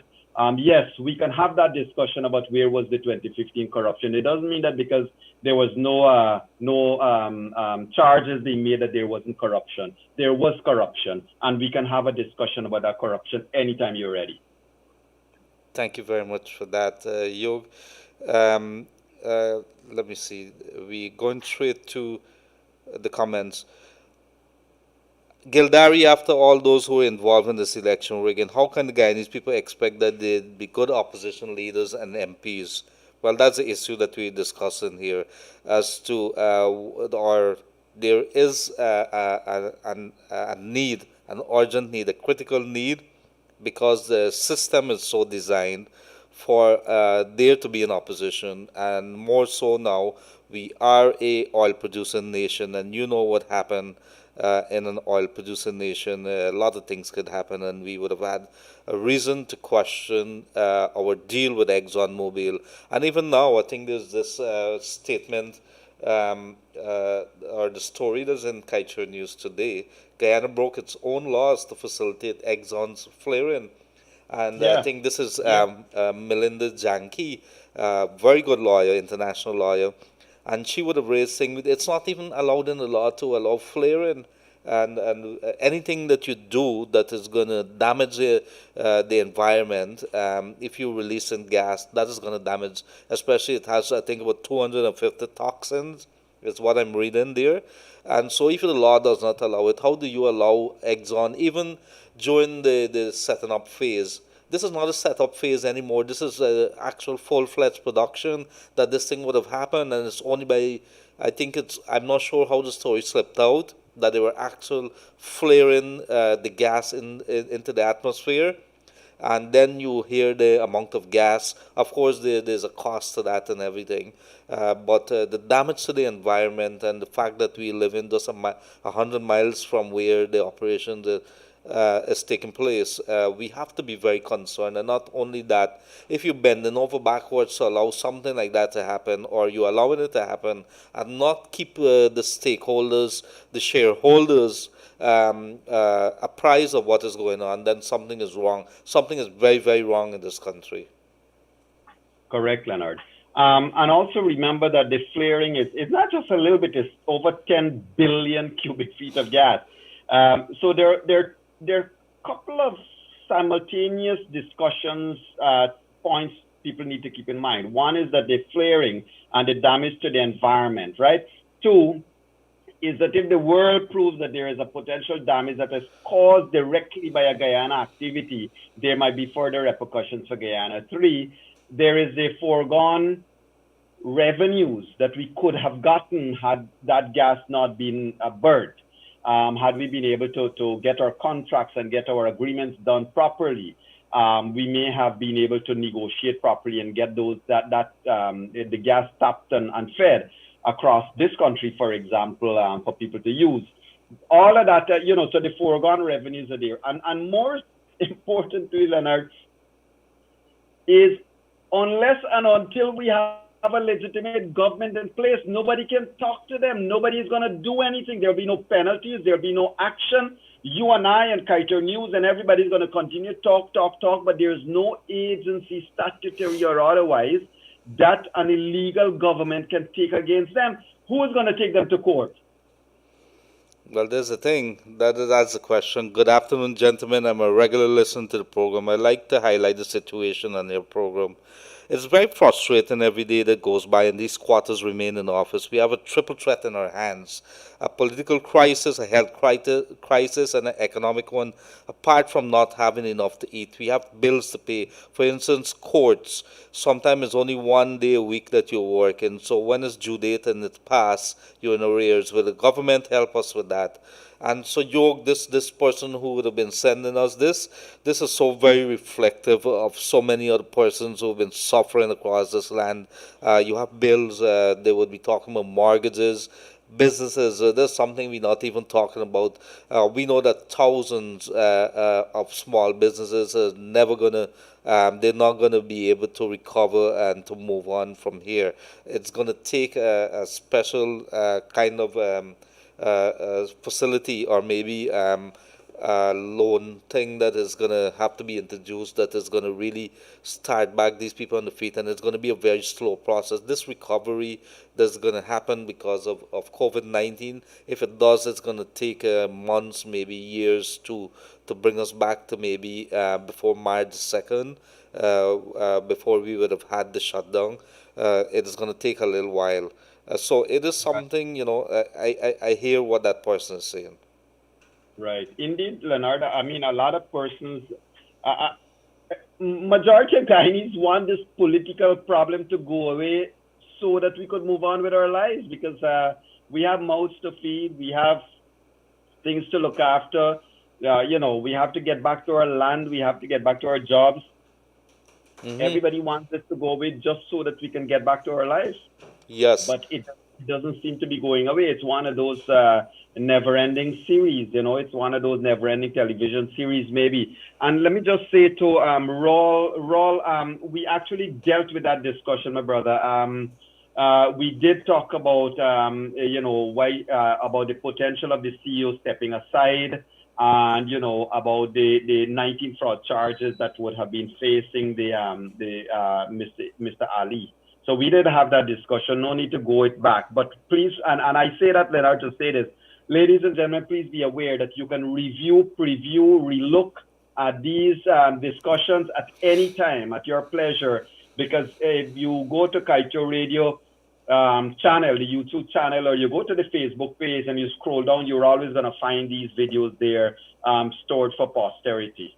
Thank you very much, dear Yog. And somebody is telling me, I'm trying to get some photographs, that at the U.S. Embassy there's a group of protesters. And I did see the Kaieteur News today, and them boys, the coalition want to know if the sanctions apply to invalid visas as well. So there's a little lap there, but it is there is a group that's protesting, I presume. The U.S. Announcing sanctions, visa revocations for several government officials, although the U.S. Embassy and the U.S. government has not come out and give names. They say that's in keeping with their regulations, that they don't name the parties. Sources, well-placed sources, have indicated that it is the cabinet of the coalition, the former cabinet, all the top officials, the ministers lawyers, I think it's about 40 something names we were told, starting with the president, David Granger, and going downwards. And of course, Prime Minister Moses Nagamutu would have been in that name there. Keith Lowenfield is in that name there too. And a couple of lawyers, a couple of media personalities, we were also told, have been affected as well. We're still trying to get the official list, but let's see. When we get it, we release it. There's another caller online. Good afternoon, caller. You're on the air. Trying to get the official list, but Could you lower your volume if you're calling us, please? Thank you very much. Do we have it, or have we lost that call? Yes. If you're calling us, please lower your volume so we could be able to accommodate it. Let me see. So, in addition, good afternoon. One question. I want your view. What is the effect? What effect will Mark Phillip has on the discipline services when Ali is sworn in and Granger refuses to leave office? Good question. We would have asked. We were trying to gauge. A couple of nights back, we would have had Mark Phillips, who's a prime ministerial candidate for the People's Progressive Party, Civic. He was a former army chief.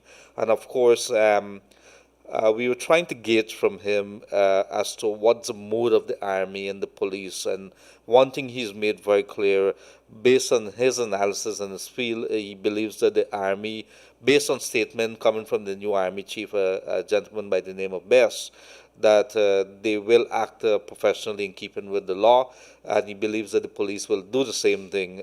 Yog, maybe some thoughts from you? At this stage, it would be speculation, Yes. Leonard. I would certainly hope that when the change of government takes place, that there will be engaging discussion between persons who are there and persons who are coming in and persons who are leaving to ensure that the country is put first. I mean, if somebody is good for a position, not because of political patronage, they must be kicked out. I mean, we got to move past nepotism and move past cronyism and all these things, man. If somebody is good, I don't care what it is. The best qualified person must get a job. It doesn't matter what party and what race and whatever they belong to. And, Leonard, it's up to the public to call it out when you see it. We got to move beyond certain things. So, but to come back to this, the core question there is stability and peace and all of that. That has to be forefront. And I'm sure, given the discussion we had with Mark Phillips, given the discussion we had with Irfan Ali himself in room 592, these people seem to be set, their minds are set that, when the swearing in happens and they get into government, they are going to look at not just booting people aside, they're going to look at creating what should be an empowering environment where persons can feel that they belong. Thank you very much for that, Yog. Let me see today. Yes, good afternoon. There are 2 positive COVID cases in Region 2 at the Saudi Hospital. It was confirmed by a doctor and nurse working there, but I'm not hearing it in the news. People of SK would need to know about this. I could tell you that the Ministry of Health try to keep these things on the wrap. They don't want to get people very upset. There are protocols that are kick-started whenever these cases come about, personnel, what they have to do, and so on. The entire country, all the medical personnel, we've been told, and these are according to the Ministry of Health officials as well as representatives who are sitting on the COVID-19 task force, that whenever these cases come or people are suspected to be COVID-19 positive, there's certain things that kicks into place that you're put in isolation. There's special areas that are treating COVID-19 patients. So I presume that they are looking at it, but we are going to look into that at the Saudi hospital there. So let's see what else I have here.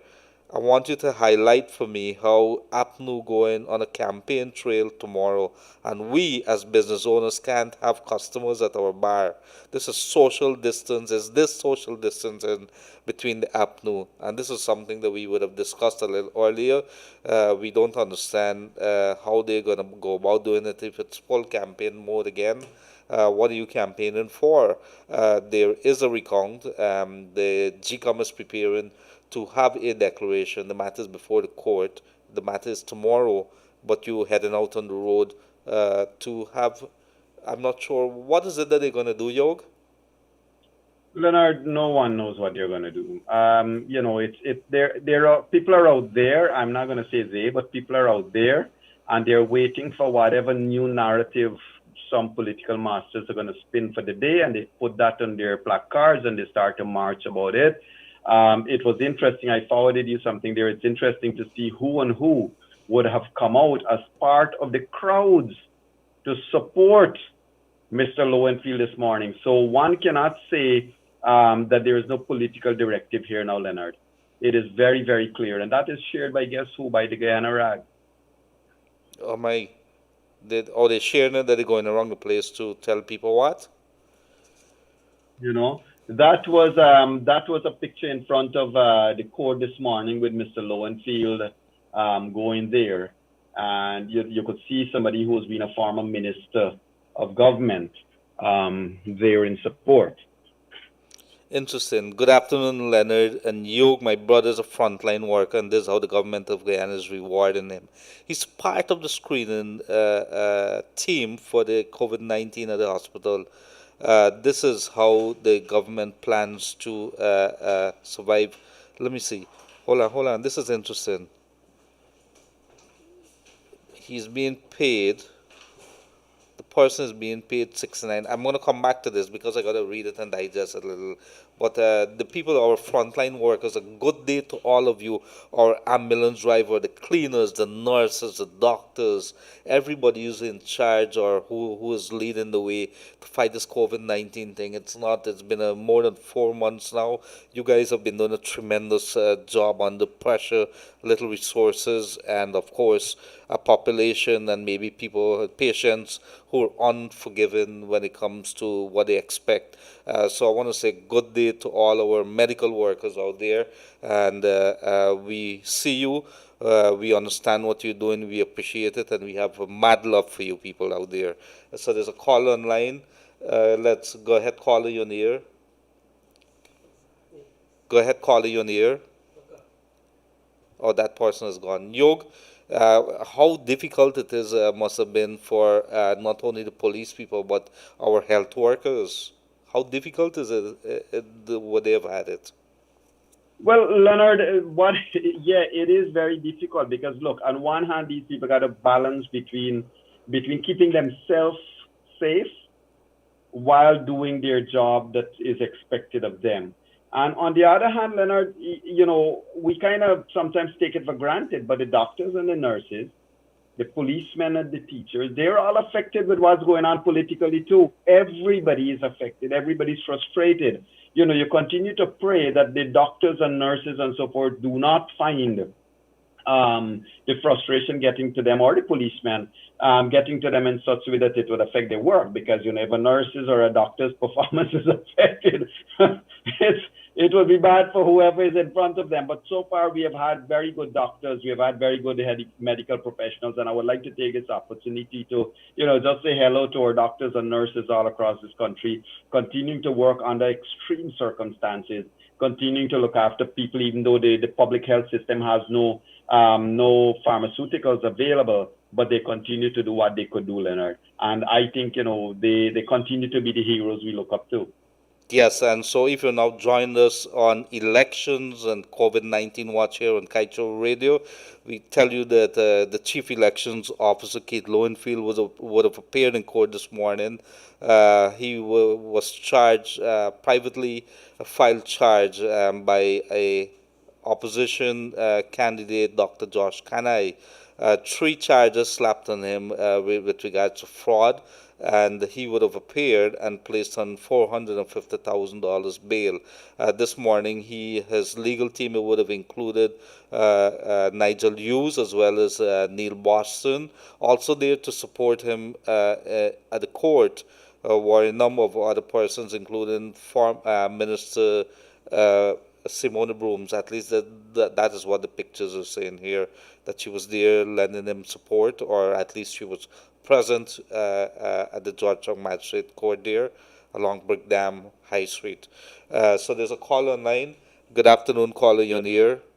Good afternoon, sir. Good afternoon. How are you this afternoon? Pretty good, sir. Pretty good. Mr. Yogi, you're good too? Yes, sir. And I have to ask a question. Now tell me something. If this case finished, let's say Monday or Tuesday, and it's not going to the CCJ, and let's say it's going to the CCJ, would the chair be waiting on this thing going wrong in circles or circles? Let's say suppose CCJ finish it, and they file another case. Would she be waiting all the time and have this country waiting on her? Thank you. Thank you very much, Yog. Thank you very much, the caller. Yog, I don't know what to say. It's anybody's guess. I think if we follow in what would have been the statements of the GCOM chair's attorney, Kim Kite, and the last occasion when the matter came up, what happens next? She says we are going to do what we've been doing, and therefore, if there's a court case, we are going to wait until the outcome of that. I rather presume if somebody tells Kim Kite or the GCOM chair again that following the case that the decision is coming out either Monday or Tuesday, that they're probably going to allow time for the CCJ to do its thing. That is, if there's a case goes before it. We rather suspect that there will be such a case. Yog? As we discussed last night, and we discussed the night before with Mr. Ram and Mr. Selwyn Peters, the attorneys feel, and Freddie certainly supported that contention, I think. The attorneys feel that, unfortunately, a vicious cycle has started. They feel that the chairman has shown her hand in terms of she always prefers to wait as long as something is in front of the court. So, unfortunately, that may not change unless the chairman can very well say tomorrow, next day, any day, that listen, this thing has gone on too long. I am happy with the court's ruling, or I'm satisfied that the court has pronounced on this matter. I have nothing no feta upon me. I have no stay. I have nothing instruction from the court telling me I cannot move, and I am going to move. What will then happen the moment she does that? Lowenfield will say, well, his matter is in front of the court. And we got to remember, the chairman should take note that Lowenfield's lawyer pull out of the matter and say, we are not going to participate and we are not going to make any presentation on this matter. Right? So the chairman could very well say that, look, with all my years behind me, I know that we have reached a stage and move on. At that point in time, Lowenfield may still want to do the bidding of his masters, but at least something will be happening, Leonard, because the caller is right, and you and I have spoken about it many times before. After this court case, there may be another one. Yes, Yog, and a little while back, I would have spoken about a frontline worker who seems to have gotten himself or herself in a jam. Apparently that they would have been paying taxes, and the taxman sent some money here, and these are people who are in the front line, $70,000 that they have to pay in back taxes. And, the chargeable income, when you see this, at this point in time, people going through so much stress, and you see this, and you have on the other side, while somebody might say there's a bad example or a bad comparison, so much money that's being wasted on court cases, frivolous court cases, and you send in one of our frontline worker $69,000-$70,000 bill from the taxman. What do you think is happening? What is happening to our people, the mindset? Well, Leonard, it's a difficult thing. We probably need to invite the commissioner general to come and have a chat with us one day, because everybody's concerned. Everybody's concerned about taxes due and new taxes or anything else, because there is no reprieve. There is nothing, no help being given to people. Now, one would say that let us take advanced corporation taxes. One, if you own a company and you ought to have been paying your advanced corporation taxes, it is due, and it is due, full stop. The taxman does not operate with emotions. The taxman operates with according to law. And so if it is due, it is due. Now, you as a taxpayer would probably have to write and beg for either a delay or a review or something. But I am not saying here that I'm not criticizing the tax people. What we do know is that the tax people don't work with emotions; they work with the law, and the law is the law. So to their credit, they will do what they have to do, Leonard. But I would want to say that as a people now, we all got to think about what we want to do as well. And, as a people, we need to start appealing to the authorities and appeal to the tax places. The other problem you have, Leonard, if the taxman doesn't collect the taxes, what happens next? Well, you ain't gonna get money. I don't know where you're gonna get money from. Could you take a loan as a government from the bank? Well, somebody's asking whether they could file a lawsuit against GT&T for disturbing the feed over and over again. What we should be demanding is maybe start writing letters, maybe do how you call it, a petition to have the liberalization process come to an end very, very quickly. We know that it's been, under this, been 5 years, and we have not completed this process under the coalition. I think if somebody was going to ask me, was one of the biggest failures of this administration, this past administration, I would say the telecoms liberalization process would have been one, and I know that's very close to you, Yog. Today, we've seen how one company has held this country almost, would you say, knee to the neck? Can't ask you that, but I would ask that to the people of Guyana. This is something that should not be tolerated. No company in Guyana should be doing that to anybody. We call them, and what they have done with this COVID thing, not being a good corporate citizen, but it's all in the interest of profits. What is another caller in line? Caller, good afternoon. You're on the air. Hi, good afternoon, Leonard. Good afternoon, Dr. Yo. Good afternoon, sir. Sir, I like to bring some issues to your attention. So, sir, we are collecting our little small piece from MoneyGram. Mm-hmm. And imagine we are getting so much licks in Guyana. Things are so hard. You know what is the money MoneyGram is giving people for $1 and taking a set of money? $202.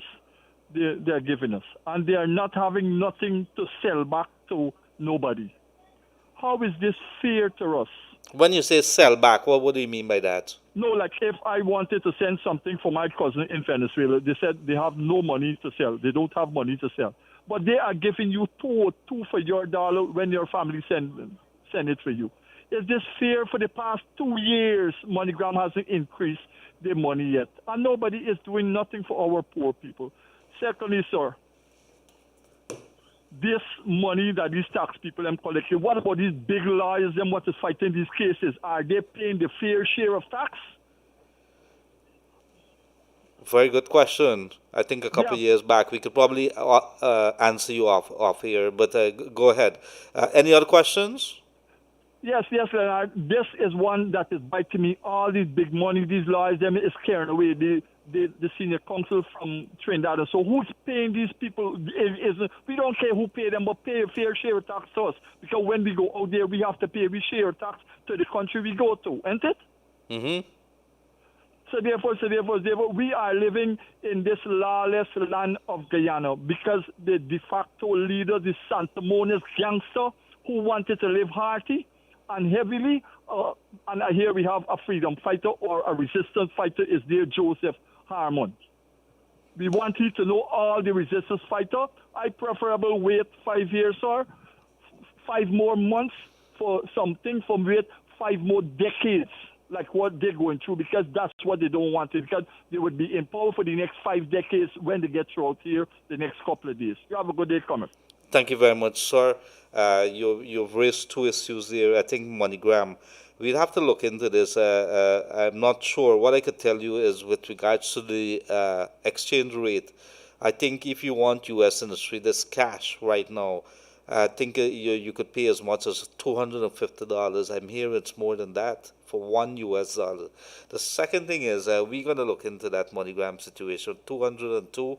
I'm not sure whether that is how that is being done. I think they fall on the bank again. With regards to lawyers and taxes, a couple of years back, I think there was an attempt by GRA to see how they could rein in this issue. And the lawyers went and I think, I can't remember if it was Safir Hussain or one of them, they would have filed some court actions against this issue here. I think it was against GRA. Over to you, Yog. Yes, Leonard. And I just sent you a note there, my brother. We do have a lot of really, I like to just take a pause for a moment to say this. We do have a lot of brothers and sisters in Guyana that really lend their time and efforts and services to make sure that people's conditions are dealt with, Leonard. I just sent you something. One of our brothers has promised to give some help. And so that is something, if you can send me the number of the person there, if we can get a number there sent over, then that would be great. But brothers and sisters, with regards to taxes and who's paying their fair share, that is something that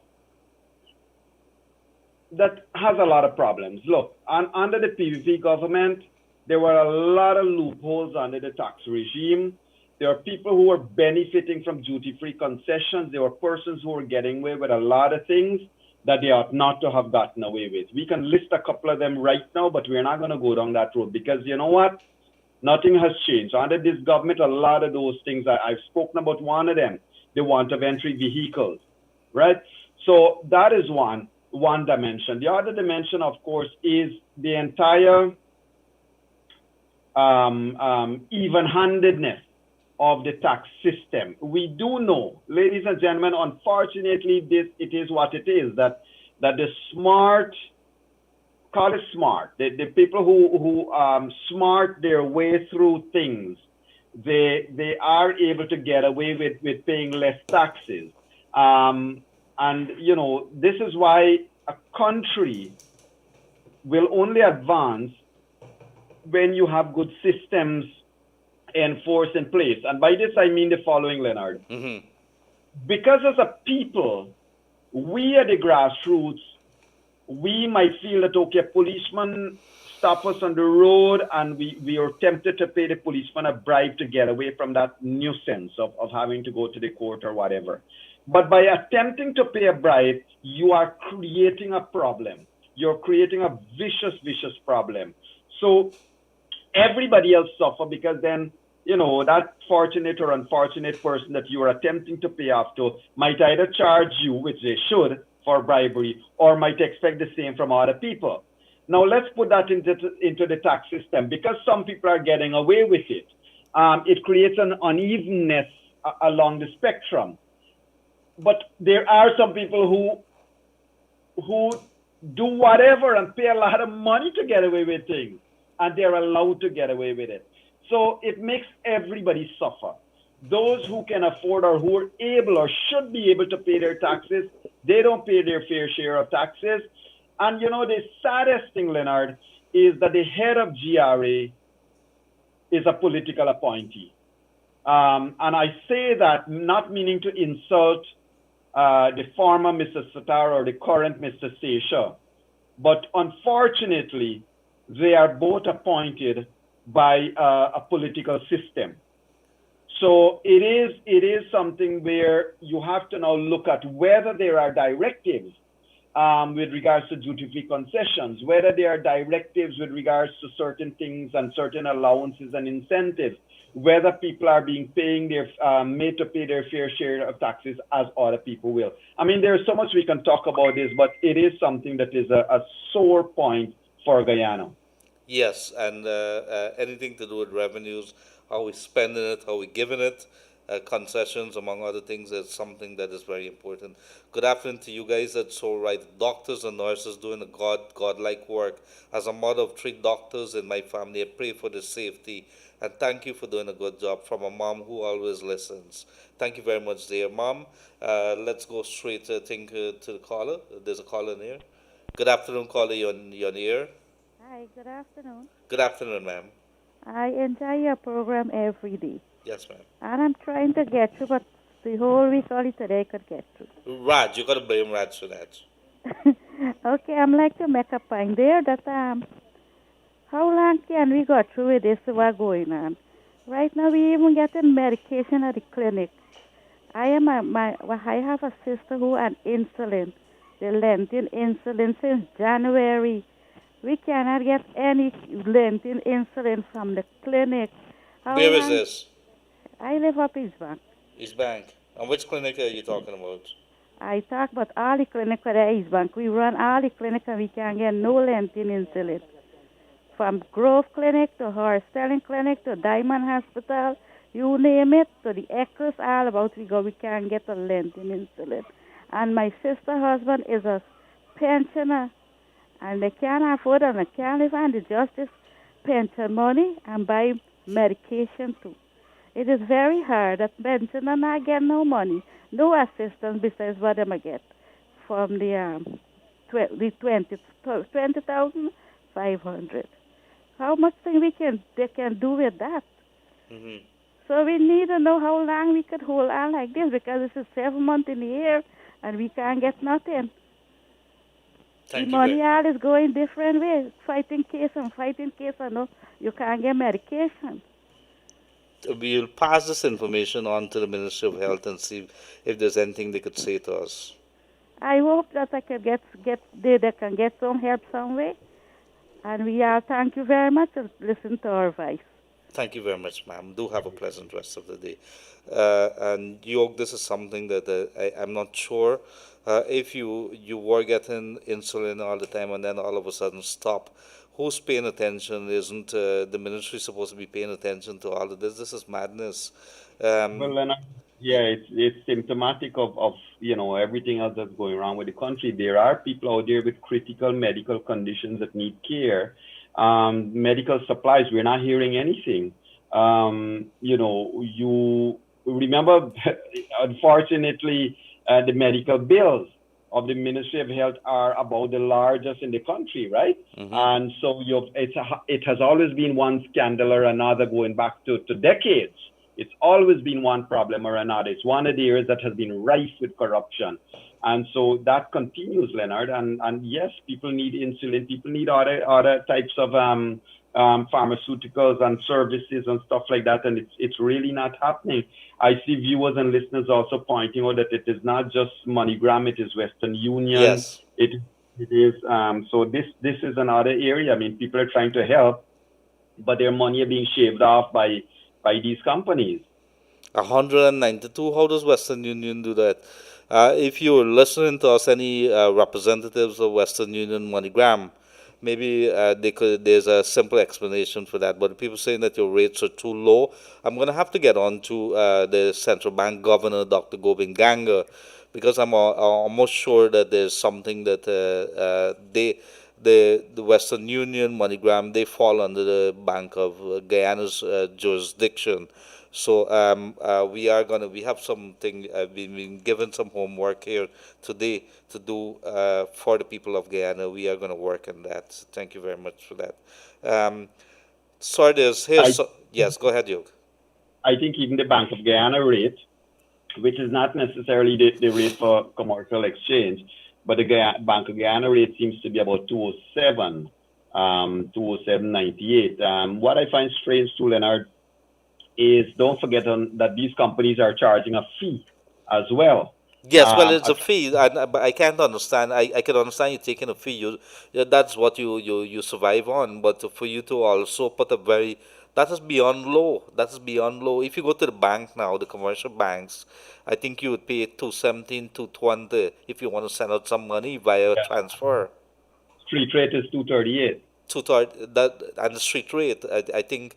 But what are the banks charging? I'm not so sure. I'm trying to make contact with someone. Right.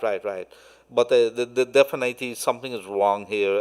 The Bank of Guyana, why is that rate so low? And then you see they're saying Western Union 192. is a rate, almost $192 to 1 US. And when out on the road, there's something is wrong there. Western Union, MoneyGram, somebody needs to address this issue. Let us see, because we cannot, you can't do that. This is, they're saying that it's highway robbery at this point in time. There's a call online. Yes, good afternoon, caller. You're on the air. Good afternoon, caller. You're on the air. Hi, good afternoon. Good afternoon, ma'am. Good afternoon to you. Yes. I was trying to get on to you for a while. I'm a young mother, a 33-year-old mother with a 5-year-old son. He doesn't see. So I was trying to get on to you to see if I can get some help, please. Yes. Hold the line one moment. Could we put her? We're gonna put her. We're gonna go off here and just take her number very quickly. Okay. Could you give me a number very quickly? We're off here. Yes. Go ahead, ma'am. Quickly. What's the number? What's the number, ma'am? I can't hear her. Yes. Could you give me a number, ma'am? 673 673 54. 54 Yeah, 673 54 5490. 90. Okay. Thank you very much. We give you a call sometime. Question from Leonard. Yes, thank you very much. Yog, our apologies. Our apologies there. We had to take the lady's number off here. In the meantime, Yog, yes, we come back to the in the Parika. They said somebody said it's 215 in the Parika area. It's around 215, 217. Some persons are saying here. But definitely, if you go out on the street, it's going to go upwards from 240 upwards. In some places, 260, 270. These are. It tells you that something is going on with the economy. Definitely, and of course, exchange rates. If nothing is coming in, nothing is going out. Obviously, the rates are going to go. I understand. I was told that there's a big demand from the Venezuelans, from the Chinese, and of course from the Brazilians as well. And don't forget that there are many Trinidad and Tobago companies here. I don't want to call the names, but there's a couple of them that's here, and there's even one big bank that's Trinidad owned. And so Trinidad has a shortage of the U.S. currency there too. So all this is fueling this situation that we have here, but more so it is being compounded by the COVID-19 situation. Nothing coming, nothing doing. And you're the economist. Leonard, exactly. Nothing coming, nothing going. And I must send me a note what area that caller is from so that we can know whether you or me, which one is more quickly reachable.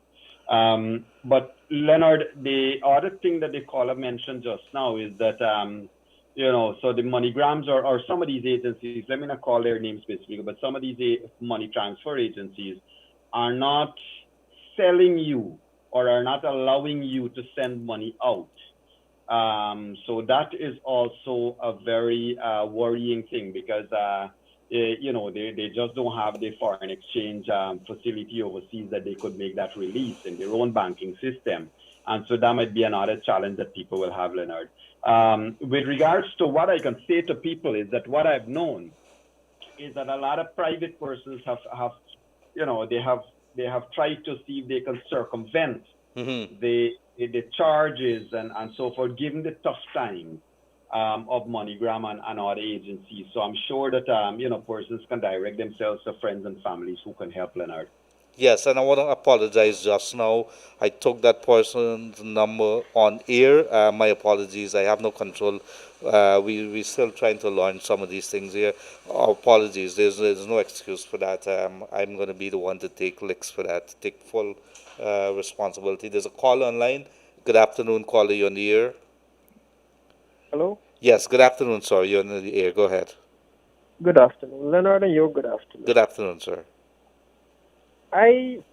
My heart goes out for that patient that called and said there is no insulin in the primary care center. It is a sad state of affairs, and I can tell you, because I work with the healthcare system. Many of my patients, they are They have uncontrolled diabetes, uncontrolled hypertension, all because they don't have access to the medication at the primary healthcare center. And as a result, they are coming with uncontrolled diabetes, uncontrolled hypertension, more cardiac issue, and these patients cannot, they're not able to buy their medication. Sometimes these patients, they come to the clinic and they ask you for some money to go home back.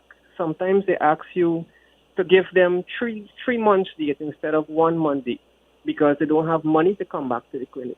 So while the Guyanese people are suffering, and especially the patients are not getting their medication, these politicians, they are fighting, they are holding on to power, and they should be ashamed of themselves. They should stop taking their salary now, and they should give that money to the healthcare system for these people to have their metformin and their Dionil and their insulin. It is a sad state of affairs. The health system, in my opinion, is in a crisis, and I'm really sorry for this patient, for all of the patients that don't have their medication at the primary healthcare center. There are some health centers they open and they do not see the patients. Patients go for dressings. They tell them come back tomorrow, come back next day. It is sad. The primary healthcare center is to take care of the people in the community. I understand that we have COVID-19 now, and people, they don't want overcrowding at the health center. But who are going to take care of these sick people? I understand COVID-19, but do things the right way. Ensure your patients wear the mask, or send them away from the primary healthcare center.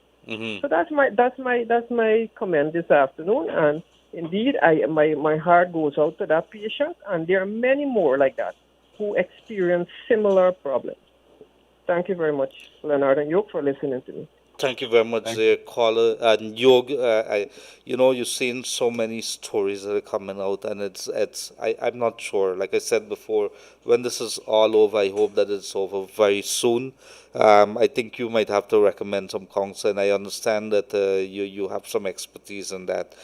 Because this thing here, I can't understand that our people, our leaders, or you say they're not leaders, the people that are sitting there, that are not listening to the cries of the people.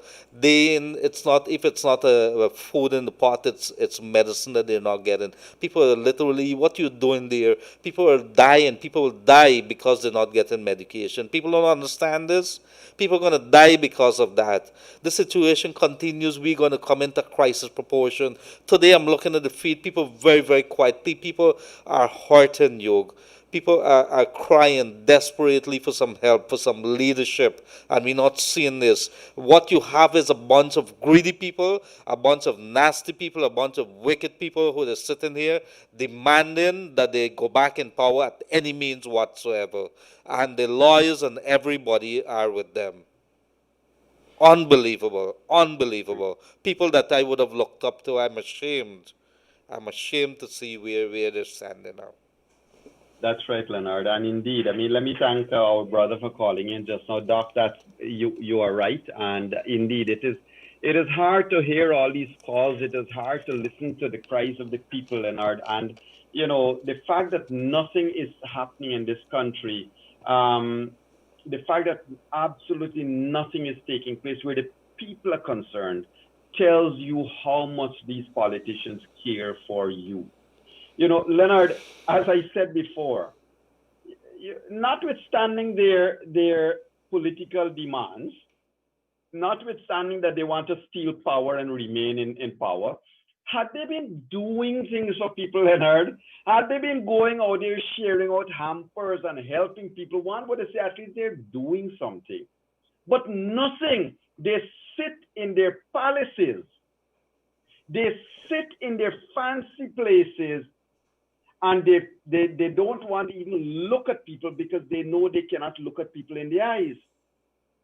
So that is where it is even worse, Leonard. Had they been stealing power but doing something with it to help people, one would have been a little bit softer in approach. But they're doing nothing. All they wanted is to steal power and let the people go to the dogs. It just doesn't matter. I grew up for a couple of years with my grandmother up in Enmore. And one of the things that used to get me a little worried, I was a little boy then, but every time she telling somebody, don't let me eye water fall pan you. This thing used to get me so scared, and I saw somebody did mention it. I'm not sure if you understand it when somebody tells you, "Don't let the people eye water fall," you know, and you're sitting there. Why would you want to be in government and you don't want the people's blessings? That you don't want the people goodwill? That they're there, they're cheering you on, they're clapping for you, want you to do well for this country. Why would you want to run a government or to sit in the office there at Shiv Chandapal Drive, where the Ministry of the Presidency is, and you don't have the will of the people behind you? The entire world is saying that you have lost. And you are saying, the recount have shown that you have lost. The CARICOM have said that. Your nearest neighbor, Brazil, is saying that. Across the South American nations here, several nations have come together, issued a statement and say that you have lost. The UN, the EU, the ABC and EU countries, OAS, CARICOM, Commonwealth, I think I repeated myself a couple of times here. Everybody issuing statement. You've been slapped with sanctions, and the whole world is wrong. And then you come back and you're attacking a woman. You want to burn her house down. That's one. You want to burn her properties down. You go after the judge. You go after Ralph Gonsalves. I mean, I'm not sure if you're not seeing what is happening here, if you're not seeing for yourself what you're doing to the people. You're dividing the people. You don't want to give them any help. A woman calling here insulin, you would have heard another person calling she doesn't have anything for her baby. These are things, if you don't have a heart, if you're not listening. I know I sound as if I'm preaching now, but I don't know. This thing is affecting me, my brother. It's affecting me. It is. And let me just share, you mentioned Brazil and so forth. So as of recently, there are six countries of the South American continent have now come out speaking against the Granger cabal. These are Brazil, Colombia, Chile, Ecuador, Paraguay, and Peru. They have jointly called on GCOM to formally declare the results. They're basically telling Granger, take your licks like a man, get out. So, Leonard, with each passing day, more and more countries are telling them that if you stay there, we are not going to support you. We are not going to have any relationship with you. We are not going to have any communication with you. Well, I don't know, Yoga. It is unbelievable. This is shameful. And you know what it is? We got to start calling them now. These people are supposed to get families. They have families, these representatives. What are the families saying to them? Are they endorsing this? Are they church-going people? Are they God-fearing people? Do they not see what is happening? That the whole world is laughing at us. That the entire world, that you've gone after now the Secretary General of CARICOM to talk about. I mean, I don't understand the level in which we have gone to, that we've descended into. I mean, how do you sit? How are you going to drive with your vehicle coming out to a yard and your next door neighbor looking at them and says you're a thief? That you try to steal in elections. What are you going to say to the people that if you walk into a rum shop or maybe a restaurant and the people looking at you and everybody down their head, nobody want to be seen with you? I mean, I'm not sure how it is that if they're thinking so far, what they're thinking now is what is happening right now. Nothing else matters. And I've lost a lot of good friends, persons that I believe who would have stood tall in their days fighting for something, because they are now fighting for something else because it's one of their own. If you look at the People's Progressive Party, Civic, I would have talked about that. You look at the other small parties, the new parties rather, let's don't call them small. They have emerged and they are doing well. These are cross-section of good, decent Guyanese people, good, decent Guyanese people, people who are professional. You have one party filled with doctors, others with lawyers, people who've been doing charity work and so on, people who want to move this country forward. So you can't say a party is of a particular ethnic race, because while it might be predominantly so, you look at the People's Progressive Party, one of the leaders, they have many leaders there, one of the leaders is Mark Phillips. He came from he's not just a token figure, as somebody would say. You look at the others, it's a cross section that you see in there. So this thing is not about you and me anymore, of different divide of ethnic relations, and I guess Freddie is going to come and dissect it in his own little way. But the reality is that we are living here, that what's best for Guyana. And we have to ensure that we never ever allow any other government, any other party to come here and attempt to do what has been done to us in the last 4.5 months. What has been done to us is a beating of the people. It is almost, I don't want to say it and then we get ourselves into trouble. But what has been done here is not I pass. It's beyond that. It's not I pass. It's beyond that. And Correct. and York, this evening, room 592, for your comments here, and maybe you could tell us a little about room 592. Yes, Leonard. A couple of things. One is that viewers and listeners, I just want to share this quotation, Leonard. And this quotation is coming. I think it's a nice time, and I want to say to our Rastafarian brothers and sisters, we celebrate Haile Selassie's birthday together with you. Yesterday was his birthday, Leonard, and Mr. Selassie, that great thinker, here is what he said. He said, throughout history, it has been the inaction of those who could have acted, the indifference of those who should have known better, the silence of the voice of justice when it mattered the most, that had made it possible for evil to triumph. And so, ladies and gentlemen, as we celebrate this birthday of Haile Selassie on July 23rd, which was yesterday, let us remember, it is our silence that makes a dictatorship. It is our silence that makes a corrupt government stay in government. It is our silence that will make our future generation continue to punish. Now, with regards to room 592 tonight, Leonard, we want to have an engagement with some of the members of the diaspora. And a lot of older Guyanese might remember a gentleman by the name of Paul Nehru, Tennessee. Yes. He would have been part of the DLM, the labor movement in the 1980s. Mm-hmm. And so himself, he is currently a professor in one of the University DC.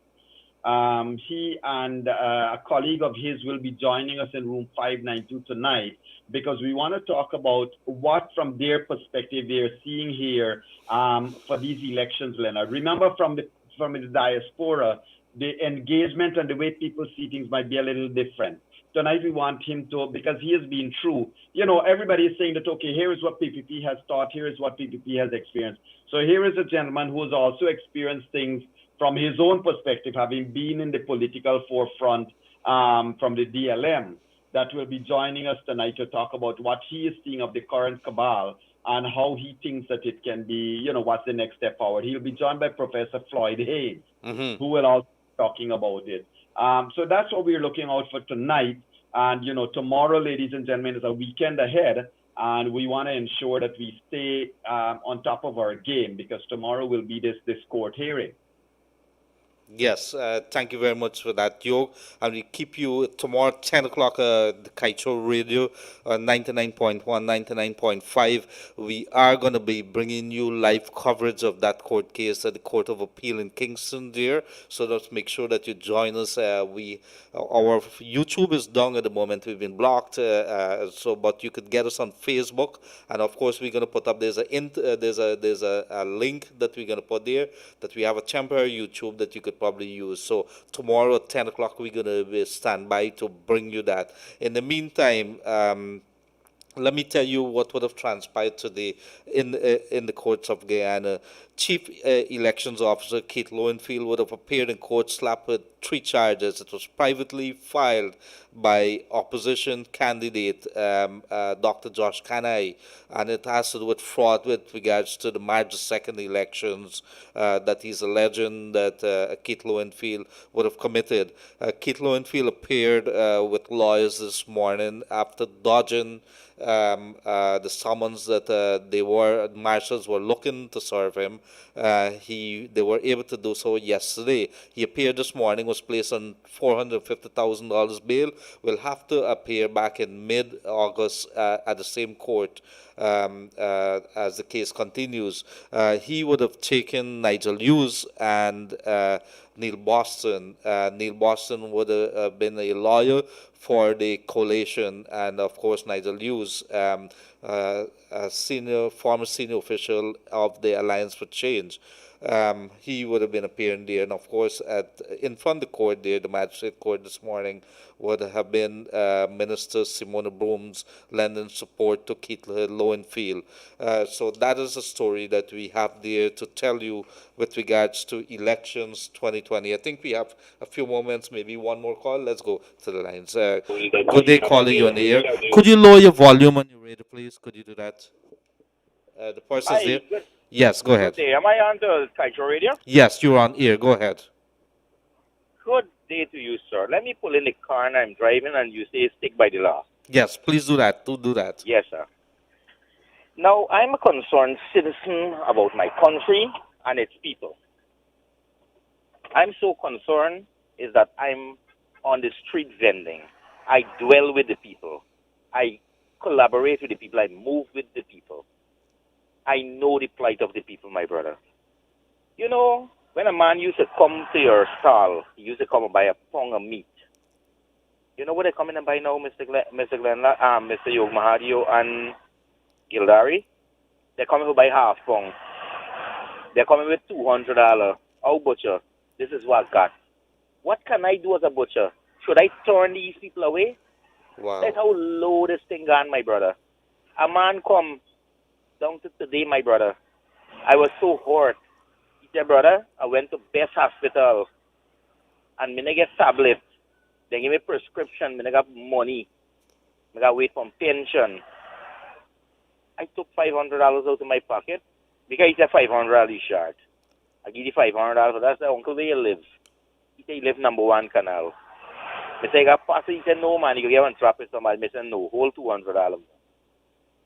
I took him to a stand. I bought something for him to eat and drink and then send him off. My brother, this country is heading into a perfect storm. Now you are telling me the president of this country, the prime minister of the country, and all these ministers, they don't have friends, they don't have people that they interact with. So one time, none of these people, friends, don't want to talk to them, advise them, man, you lose this election. Man, you're wrong. Give up or something. Wait, nobody?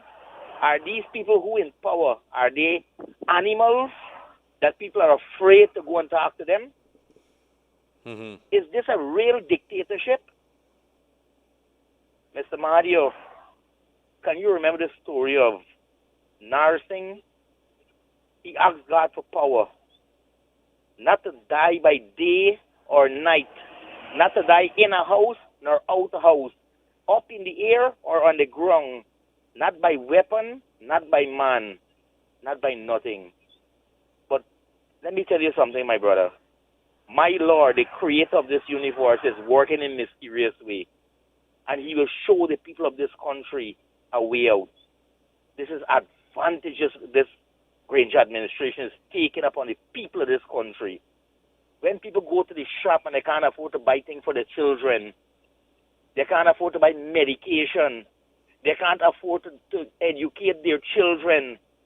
The tears of children is the worst tears to drop upon a man, much less the tears of elderly.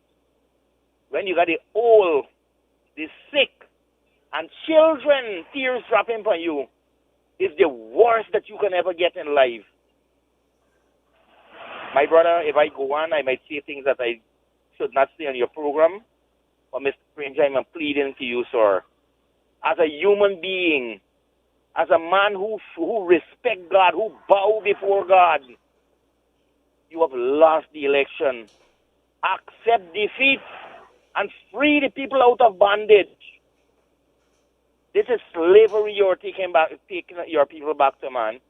When a man could go to the shop and he can't afford to buy half pound of meat to feed his children, a man can't afford to buy a pound of sugar to make tea to give to his children. A woman can't afford to buy milk to give her children. What are you to call yourself a president, a father of a nation? You are a disgrace and shame to humanity. I'm ashamed to call you the president of the Republic of Guyana. You have no shame, sir. You have a blessed day. Thank you very much, caller. And Yog, I think the caller would have said what thousands of Guyanese people want to say and what they've been complaining about, what they've been commenting on. In closing, very quickly, before we wrap this up, anything else that you would want to say, Yog? Leonard, I just want to ask everyone to continue to stay focused. Like that caller just called and said, let us remember that ultimately the truth will triumph. The universe has a way, I believe, of working itself out, and we certainly know that this too shall pass. What we have to work on ourselves is what will it take out of us? At what cost will it pass? And we got to ensure that that cost is not more than we can bear. In other words, Leonard, it's totally within our control. So I want to ask everybody, stay firm, stay calm, and stay safe, because you and I are going to see everybody again tonight in room 592. Thank you very much, dear Dr. Yog Mahadeo. This is the Elections COVID-19 Watch. It has been a pleasure, a very touching day. I think more than ever, you guys are really becoming a part of us. And so wherever you've joined us from, all across this beautiful country of ours, across this region, Europe, North America, I want to say good day to you. We are going to be back with you at 7:30 p.m. sharp, right here for room 592. Dr. Yog Mahadeo is going to lead the way. Thank you very much and have a pleasant rest of the day.